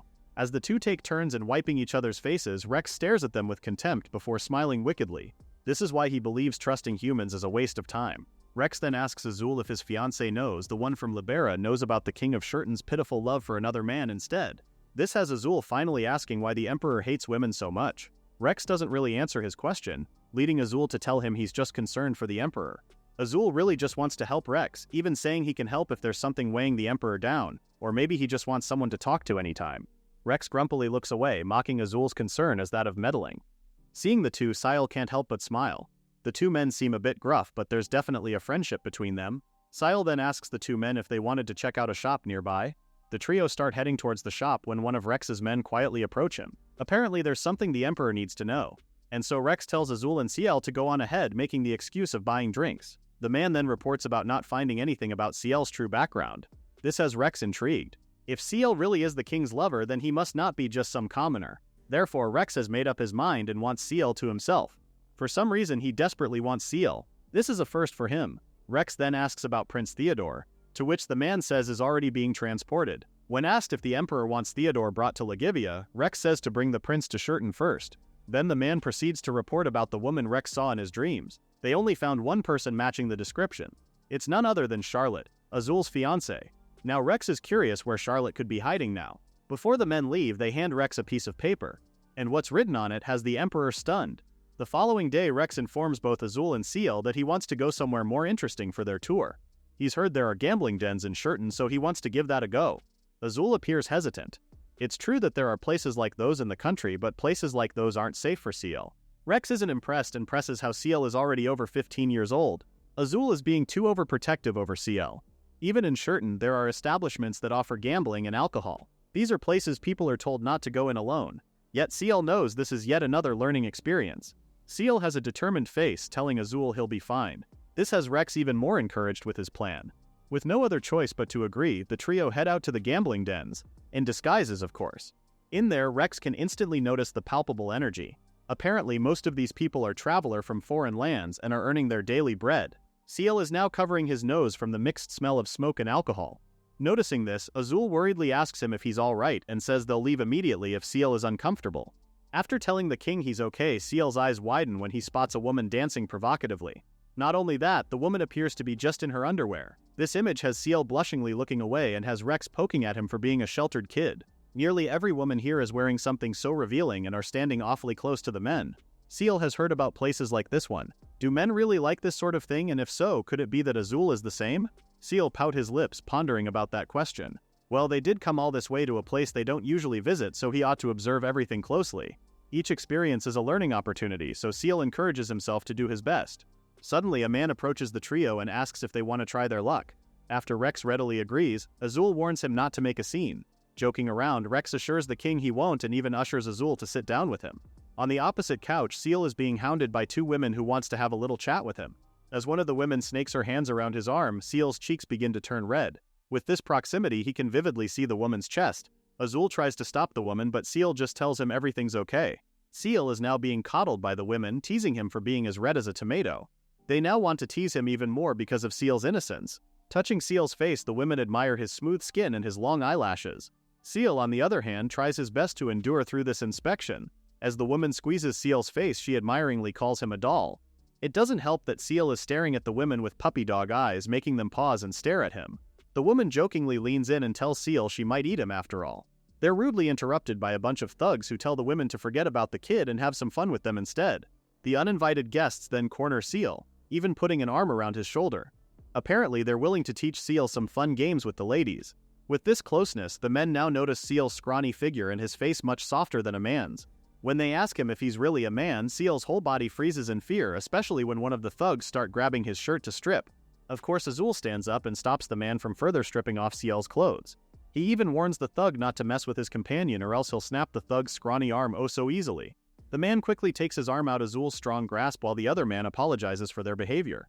They realize Seal is with the boss and didn't realize he was with them in the first place. Azul then diverts the topic, saying that the men aren't from this town. They confirm this, sharing how they're just on their way to deliver goods to the Ligivia Empire. This has Rex's attention, now asking what these men are delivering. One of the men smirks, vaguely saying they have various things but nothing of great consequence. The man's answer is what Rex had been expecting. After that, Rex commands to serve everyone drinks for free. The men are all shocked, even asking if Rex is sure. Yes, he is. Rex even tells them to go all out with it. Getting bored, Rex also asks the men to tell them some stories from their travels. This exchange finally makes Azul understand what the Emperor was aiming for. Apparently, reports came in about a group delivering suspicious cargo to Ligivia. People like that frequent taverns and gambling dens. Seal finally catches on, realizing that Rex plans to get these men drunk and fish for information. Going to a gambling den didn't really sit well with Azul, but he guessed Rex had a good reason why, even though a huge fuss would break out if his identity were exposed. Even for an investigation, royalty shouldn't be in a gambling den. So what could be in that suspicious cargo that would make Rex risk his status for it? Rex then waves for everyone else in the room to gather around them too. Women began to flock around Azul, admiring his big muscles and large hands. One woman even brazenly asks if Azul wants to show him off in a more private setting. Seeing all of this, Seal is beginning to get grumpy. To alleviate his green eye from further manifesting, Seal gulps down a glass of alcohol. That wasn't a good idea because now, Seal feels a bit dizzy. Seal then decides to step outside for some fresh air. He wants to tell Azul, but seeing that he's currently preoccupied, Seal decides to just make his short break quick. Once outside, Seal breathes out a sigh of relief. He's a bit tired and honestly feels a lot safer out here than inside. Suddenly, he hears a clattering sound from nearby. When he goes to see what it is, Seal discovers a cargo carriage and believes an animal is inside it. To his surprise, the cargo actually contains chained young children. One is awake while the others are laying on the floor. After a momentary shock, Seal immediately goes inside the cargo and asks if the boy is okay. The boy starts trembling from fear. Seal then notices the boy's filthy clothes and begins to think that the boy was forcibly brought here. Then it dawns on him about the suspicious cargo that Azul had mentioned earlier. Grabbing a mid-sized rock, Seal begins clattering the boy's handcuffs so he could free the child now. Seal also decides not to call for Azul since this would be a suspicious move that can tip off the culprit. If this happens, this child Seal's trying to help might get captured again. Right now, Seal's priority is to help the child escape. After destroying the handcuffs, Seal learns that this boy's name is Henry. Seal then instructs Henry to run to town and tell someone about what happened to him.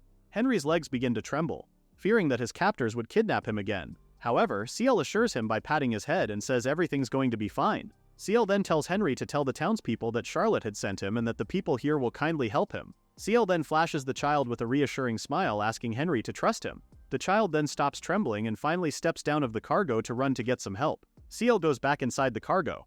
There are 2 other children here which the captors had drugged and abducted as well. Human trafficking is a serious crime, whether it's in Shurton or Lagivia. Seal tries to gently shake the children so they'd wake up. Aside from the food and water here, Seal notices a map in the corner of the cargo. When he picks it up, he realizes it's a map of where the cargo is going. Confirming his earlier suspicions, the cargo really is heading to Lagivia. Luck has run out for Seal, especially when he hears men talking and approaching the cargo. The men are complaining about their companions of drinking too much and wasting time here. If they all stick around much longer, they'll surely get caught. Closing the cargo's door, the men decide to get this cargo out of sight for now. Seal's eyes widen as he realizes he's getting locked inside. He tries to push the door open but fails in the process. At this rate, these men will take Seal to Lagivia, and that doesn't sound like a good idea. Seal realizes he's really in a dangerous predicament right now. With him trapped here, he'll surely be taken to Lagivia. Even though he acted out of pure kindness and worry, he also knows how careless he was. He let his guard down, and now Azul and Rex have no way of knowing what's happening to him. Seal is filled with so much regret for his careless decision, but he's already here. He should just focus on doing something about it. As he thinks of a plan, light from the carriage's window peeks and slightly hits Seal's eyes. He's never tried this before, but right now it's the only plan he could think of. Surely the heavens will answer his wish, right? Seal sighs before closing his eyes and clasping his hands. He then calls upon Azul, telling him his current location. Meanwhile, Azul and Rex are still inside the tavern talking to the same people. Judging from their accents, it's safe to say that these men have come from quite far away. These men probably think they're pro at hiding it too. After all their suspicions and from talking to these men, there's no doubt it's human trafficking. This just proves that the farther away the country, the harder it is to trace. Azul suddenly looks to his side and realizes Seal is not there anymore. When he asks about his whereabouts, the lady tells him that Seal had left her seat a moment ago and maybe headed out to the bathroom, but Seal hasn't returned yet, which sparks the worry in Azul. Azul urgently stands up to go look for Seal. Rex, on the other hand, gives the king a sharp look. He really can't understand why Azul is so overprotective over Seal. Even if he's really his lover, Seal is just a boy with no high status or whatsoever. The king of Shurton has reached the outside of the tavern, shouting out Seal's name. Suddenly, the boy who Seal had saved earlier approaches him. The boy then asks him if he's from Shurton, since a girl named Charlotte had told him to ask for help from Shurton's people. When Azul asks about what happened, the boy shares how he was captured and was rescued by a boy about the same height as him. Before that same guy could escape, the carriage just took off with him trapped inside. The boy then points towards the direction where the carriage had went. Azul then pats the boy's shoulders with both his hands, thanking him for the information. A bright shining light suddenly flashes. Looking up, the sky's shining down on the road, like it was showing Azul the way. Could this be Charlotte's power? The man Rex is talking to tries to bid him farewell, saying he needs to start heading out now. Rex laughs, telling him to stay and chat a bit longer. Their conversation abruptly stops when Azul returns to them. But this time, the king forcibly grabs the man and faceplants him onto the floor. The man tries wriggling out of his grip, asking what in the world Azul is doing to him. However, Azul is done with the chit-chat and whatnot. His eyes are clearly filled with rage, telling the scum not to move. Rex is visibly surprised upon seeing this bloodlust radiating from his friend. The other men are also cornered by Shurton's knights disguised as regular folks. Rex had already expected them to be around here, but he never expected they'd make this much of a scene. A calm Rex approaches Azul, asking him what had happened. Azul briefly fills Rex with the deets, saying he had found a child outside the tavern who was kidnapped and was rescued by Ciel. However, Ciel had been taken by the same kidnappers.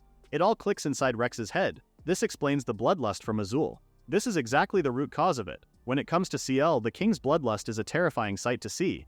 Azul never showed anything like that when they crossed swords or even when facing monsters. Rex gives the boy a short glance. He never knew these scums are trafficking children this young. This just makes Rex's blood boil. The boy then spots the black-haired man and points out he's the one who gave him candy on the streets that made him sleepy after. Before the boy could finish his story, the man angrily yells at the kid, defensively saying he doesn't know a thing about it. Rex's hunch was right all along. Though he initially planned on making them run a bit longer, this will have to do.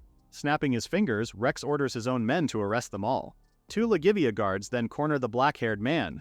Rex also orders them to take all the prisoners for interrogation and to protect the kidnapped children. After that, the boy asks Rex if he's friends with the guy who saved him. When Rex nods, the boy quickly tells him that there are other kids like him who have been captured as well. The carriage is also really dark and cramped. All those children are also starving to death and they can't even see their moms. The boy highlights how those kids are still suffering right now and urges Rex to save all of them. Rex pats the boy's head, assuring him they'll all do their best to save everyone. Both Azul and Rex then head outside to where their horses are parked. Azul gives him a short yes when Rex had asked if he knows where the carriage is going. Before Rex can ask further questions, his eyes widen as he takes in the light ray in the sky. Shock and disbelief. He doesn't even get to ask about it when Azul rallies his horse to go. Another puzzle to decipher. Rex doesn't understand why Azul looks so calm looking at the sky. And why is he following that light too?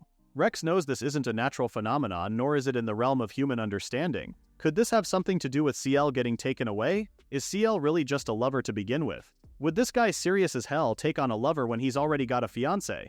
As they ride on, Rex is taken aback with the sudden tailwind. Just adds more to the puzzle. It's as if something or someone is telling them where to go. They finally reach a place near the Shurton border. There they spot the carriage parked. They both decide to watch for a bit before making their move. Both rulers can only spot one guy. Azul hushes Rex to keep quiet so they can listen to the men's conversation. Not long, another carriage arrives. The man driving it asks where the others are. He's then told that the others are still in a shop in Shurton screwing around. The man had brought the carriage here before anyone got suspicious. After cursing the idiots, he gets back to the main job at hand. The man asks how many they're shipping this time, to which the other man says 8. Upon hearing that, the man gets furious and kicks the carriage. It's way too few from their previous transactions. Meanwhile, Rex has finally realized why this man looks familiar and says he looks like one of Ligivia's nobles. If his memory serves him correct, he's the third son of Verona Dukehouse. Rumor has it that this man has been partying away his fortune and is strapped for cash. Makes sense too.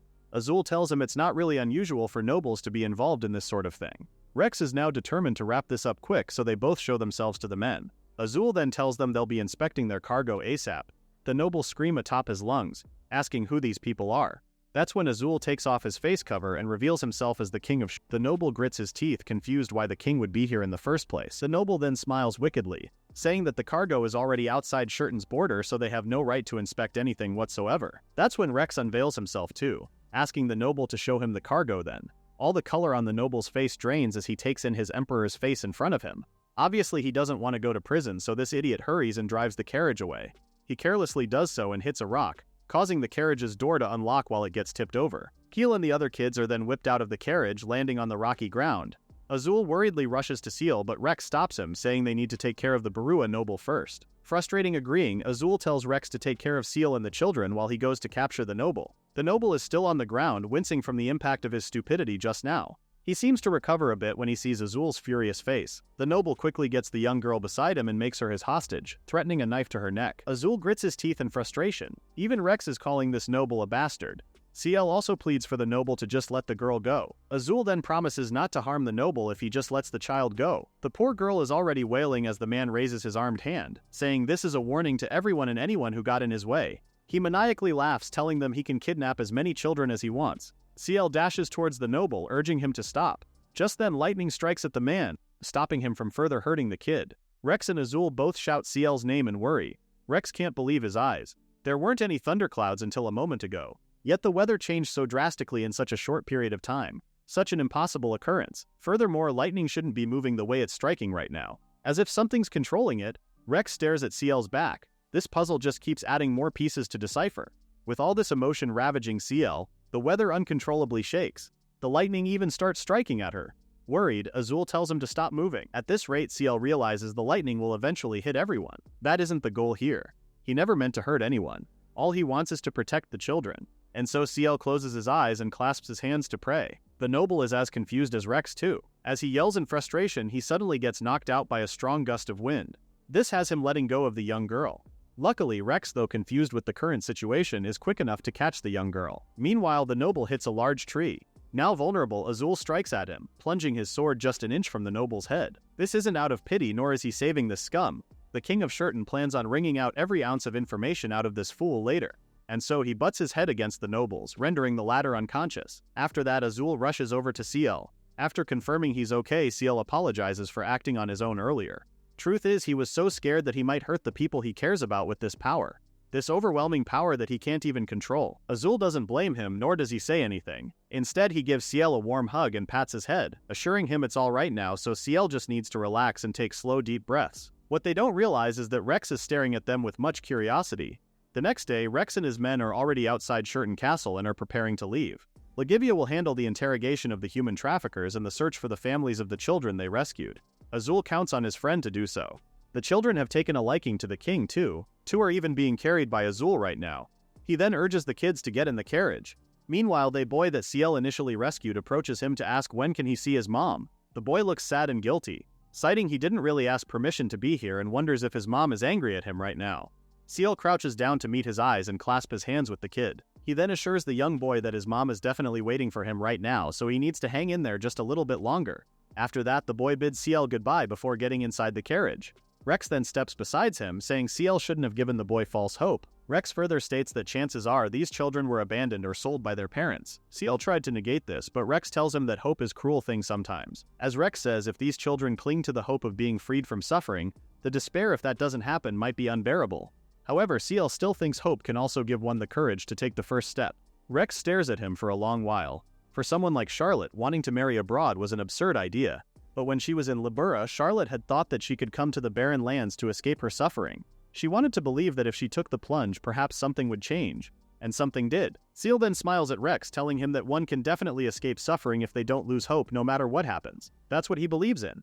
Rex's lips form into a tight line before asking if everyone has the same equal hope Ciel is talking about. Before Ciel could even answer, the monster bell rings off and alarms everyone of the impending danger. Azul quickly tells both Ciel and Rex to get inside the castle while the attendants stay and protect the children. Azul then assures the already worried Ciel he'll be back as soon as possible.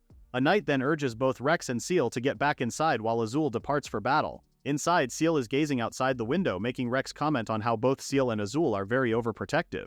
Ciel worriedly tells him they really don't know what's going to happen at all. To Rex, when people die, they die. No matter how much you care, no matter how close you are. In the end, they're just someone else. Besides that, Rex reminds Ciel that Azul has a fiancé and he needs to know his place. Ciel stares at the Emperor. He can't just blurt out the truth. Even so, Ciel doesn't want Rex saying things that can tear people apart. And so he tells Rex that caring deeply about someone isn't really a crime. To Ciel, the king of Shurton is more precious than his own life. He's irreplaceable, especially that Azul is the one who accepted all of him and saved his heart. Rex's brows are now furrowed as he tells Ciel that there's no such person at all. In the end, humans care most of themselves. No matter how deep your feelings run, when Ciel weighs himself against Shurton, the kingdom will always be chosen every time. But Ciel doesn't mind that at all, and he honestly tells Rex this: to love royalty requires resolve. A true king chooses the country without hesitation when weighed against Ciel. She was raised to believe this from childhood. Charlotte herself believes a king should be this way. The reason why she can believe this without a single doubt is because her father and Azul had accepted her. They are both so precious to her that she would gladly give her precious life for them. A question then forms in her mind. She wonders if Rex had someone like that in his life. When Rex asks him if he's really fine with that, Ciel doesn't filter out the truth and says she does get lonely at times, but that's the price you pay for loving royalty. It's the fate of one born as a duke's daughter too. To Charlotte, it's an honor to be able to do so. Right then, Rex drops a fraction of his walls and shares how his mother differs from Ciel's thinking. Rex's mother had envied and hated those around her, seeking wealth and status over affection. Rex in all these years has never understood what love is and what it means to love. Realizing he's said too much, Rex rushes back to his room. Although Ciel wants to comfort him, he also wants the Emperor be. In her private chambers, Ciel has removed his disguise and is now back to being Lady Charlotte. She's looking a bit sad though. She wonders what happened to Rex in the past. A worried Lori then approaches her, feeling guilty because it was her suggestion that Charlotte dress up as a man, and because of that, Lori thinks she's put the lady in danger. When Lori apologizes, Charlotte gives her a meek smile and says it was only necessary because they don't want her power being discovered. More importantly, Charlotte needs to offer her prayers now. Standing up, she asks Lori to pray with her. As Ciel, she had met Rex. She had caught a glimpse of the anguish the Emperor carries. Is there nothing she can really do for him? More so, Charlotte can't even fight beside Azul. She thinks she's powerless in moments like these. Outside the balcony, both Charlotte and Lori offer their prayers. Unbeknownst to them, Rex is peering out a window with a telescope and spots the two women. The Emperor then asks one of his men if that woman really is Azul's fiancé. The man confirms this, further stating that they weren't allowed inside the other wing. But from here they can just barely make her out. She's the spitting image of the woman from Rex's dream. She also looks like Ciel. Could they be siblings? Rex then praises the man for a job well done and informs him he'll return to his room now. As Rex walks the hallway, he thinks of what he just saw. As soon as Azul's fiancé offered her prayers to the heavens, the sky instantly cleared, then rain began to fall. He shakes his head, thinking it's all just coincidence. Controlling the weather is impossible for humans after all. In his room, Rex immediately gets his drawing materials and starts his piece. The woman from his dream felt like someone special. Like she wasn't human. More of a fairy or a mermaid, or a spirit at that. beings beyond human understanding that dwell in natural elements, fire, water, sky. Come to think of it, there's actually a legend in Ligivia that had originated from Shurton. The thought makes Rex laugh as he shakes these ridiculous thoughts away. It's only a fairy tale. However, both seem to be connected to the fact that Charlotte, daughter of a duke in Libera Kingdom, came to Shurton as Azul's fiancé. Ever since she arrived, Rex has heard countless of rumors how the kingdom began to change. Rex feels something is really afoot but doesn't know what it is. Something big and beyond his imagination is happening. Just then, he stares at the drawing in his hand, a drawing of Ciel that Rex always draws without thinking, the same boy who also adds to the mystery that's already bothering him. The same boy with steel nerves who doesn't hesitate to sacrifice himself for the country. Having someone like that nearby does good wonders. When Ciel's warm eyes turn towards Rex, the Emperor can't help but feel possessive of it. He just wants it to himself. Even his shitty memories fade away when Ciel is around. And yet, the one at the end of those earnest eyes and longing gazes is not Rex. Remembering Azul fills Rex's heart with renewed anger. This time, he's determined to take away everything from the King of Shurton, especially Ciel. Snapping him out of his reverie, one of the guards bring in a special guest to present to Rex. All tied up and kneeling in front of Rex is the former prince of the Liberia Kingdom, Theodore. The cloth stopping him from talking suddenly loosens, making Theodore demand the Emperor to spill his plans. Theodore recalls their supposed agreement. Rex had promised to let him out of the detached palace if the former prince talked about what had happened in Shurton. Yet Theodore is being treated like a prisoner still. Theodore remains unfazed as he threatens Rex on how he'll report to his father about the crime of trespassing in the detached palace, and the kidnapping charge for kidnapping the former prince. He finally shuts up when he feels the guard's knives close to his face. Rex gives him a warning look, saying he'll make sure Theodore will never speak again if the former prince runs his mouth further. Theodore quickly becomes remorseful of his words, begging for the Emperor's forgiveness and to have his life spared. Looking at this man in front of him, Rex had finally confirmed his thoughts. Just as he appears, Theodore really isn't fit to be king after all. Rex really thought Theodore would be useless once he got the Shurton information out of him. But perhaps he'll hold on to the former prince longer. Maybe use him as a pawn too. Rex then asks him what he wants to do with confusion etches on Theodore's face before he starts laughing crazily as he repeats the Emperor's question. Angry, Rex kicks the furniture over, thus knocking his drawing pad onto the ground. One of his sketches is now staring Theodore right in the eye. It's a portrait of Ciel praying, who Theodore recognizes as Charlotte. Rex of course heard the former prince utter Charlotte's name and gets the portrait from the ground. He then corrects the former prince that it's a sketch he made of a boy named Ciel and not Charlotte. But to the former prince, this Ciel looks exactly like Charlotte. He wouldn't mistake his former fiancé's face after all. When Rex asks if she has any siblings, Theodore shakes his head. What's more intriguing is the portrait that Rex made is the same figure he saw in Shurton when Charlotte was offering prayers to the heavens. The moment Charlotte prayed, the sky had cleared, rain poured, and the monsters had scurried away. This stuns Rex, of course. It finally makes sense. A boy close to Azul and a woman in Rex's dream who looked exactly like that boy. Azul's fiancé, who according to Libera's former prince can change the weather with prayer. That fiancé and the woman from his dream are identical. And then there's the light he saw twinkling in the sky as Ciel was captured, as if guiding them to where he was. That's right. The legend speaks of a maiden who offers prayers to the heavens and controls the weather. Rex thought it was just a legend, but it really fits. This has Rex laughing crazily as he finally realizes Charlotte is Ciel and that she was just cross-dressing to hide her identity. He was practically deceived by them all along. He kept pretending not to notice the inconsistencies because Rex didn't want to believe Ciel was a woman like them. Plus, Azul had told him such pleasant words, telling the Emperor he'll always be here to help Rex out any time. And there was Ciel. His warm eyes as he told Rex to not lose hope, no matter what. That way he can always escape suffering. Were they all just saying those things to make Rex let his guard down and deceive him? Rex begins laughing even more, and even louder than earlier. Foolish of him to think of such hope, he laughs. The guards and Theodore are even perplexed, staring at the Emperor of Ligivia. After some time, Rex finally composes himself and asks the former prince of Liberia on his thoughts about Azul and Charlotte. At the mention of the couple's names, all those horrific memories come flashing back in Theodore's mind. He screams desperately for revenge, saying those two took everything from him, so he wants to take everything from them as well. Smiling, Rex reminds him how he went to a lot of trouble getting Theodore out of the detached palace. The Emperor tells him to make this count. Theodore begins bowing his head profusely, thanking the Emperor for this opportunity. He won't forget this debt. As for Rex, he doesn't plan on laying a finger on this former prince. He's sure Theodore will dig the hole to his very own grave. After all, there's nothing in that foolish former prince's head but his own pride. What a complete fool. Just then, Rex peers out the window and sees a smiling Azul and Charlotte talking. He's enraged once more.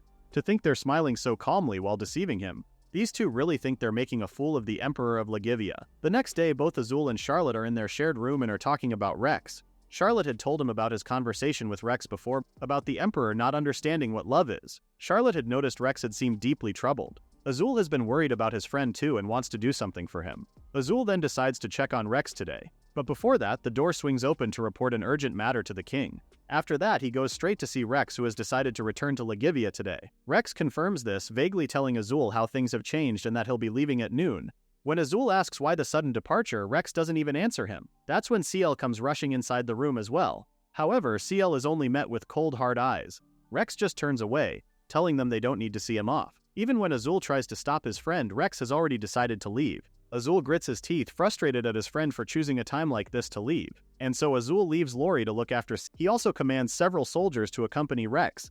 Azul then gives CL a tight embrace, telling him to stay safe no matter what happens. CL hugs him back, promising to be waiting here for his return.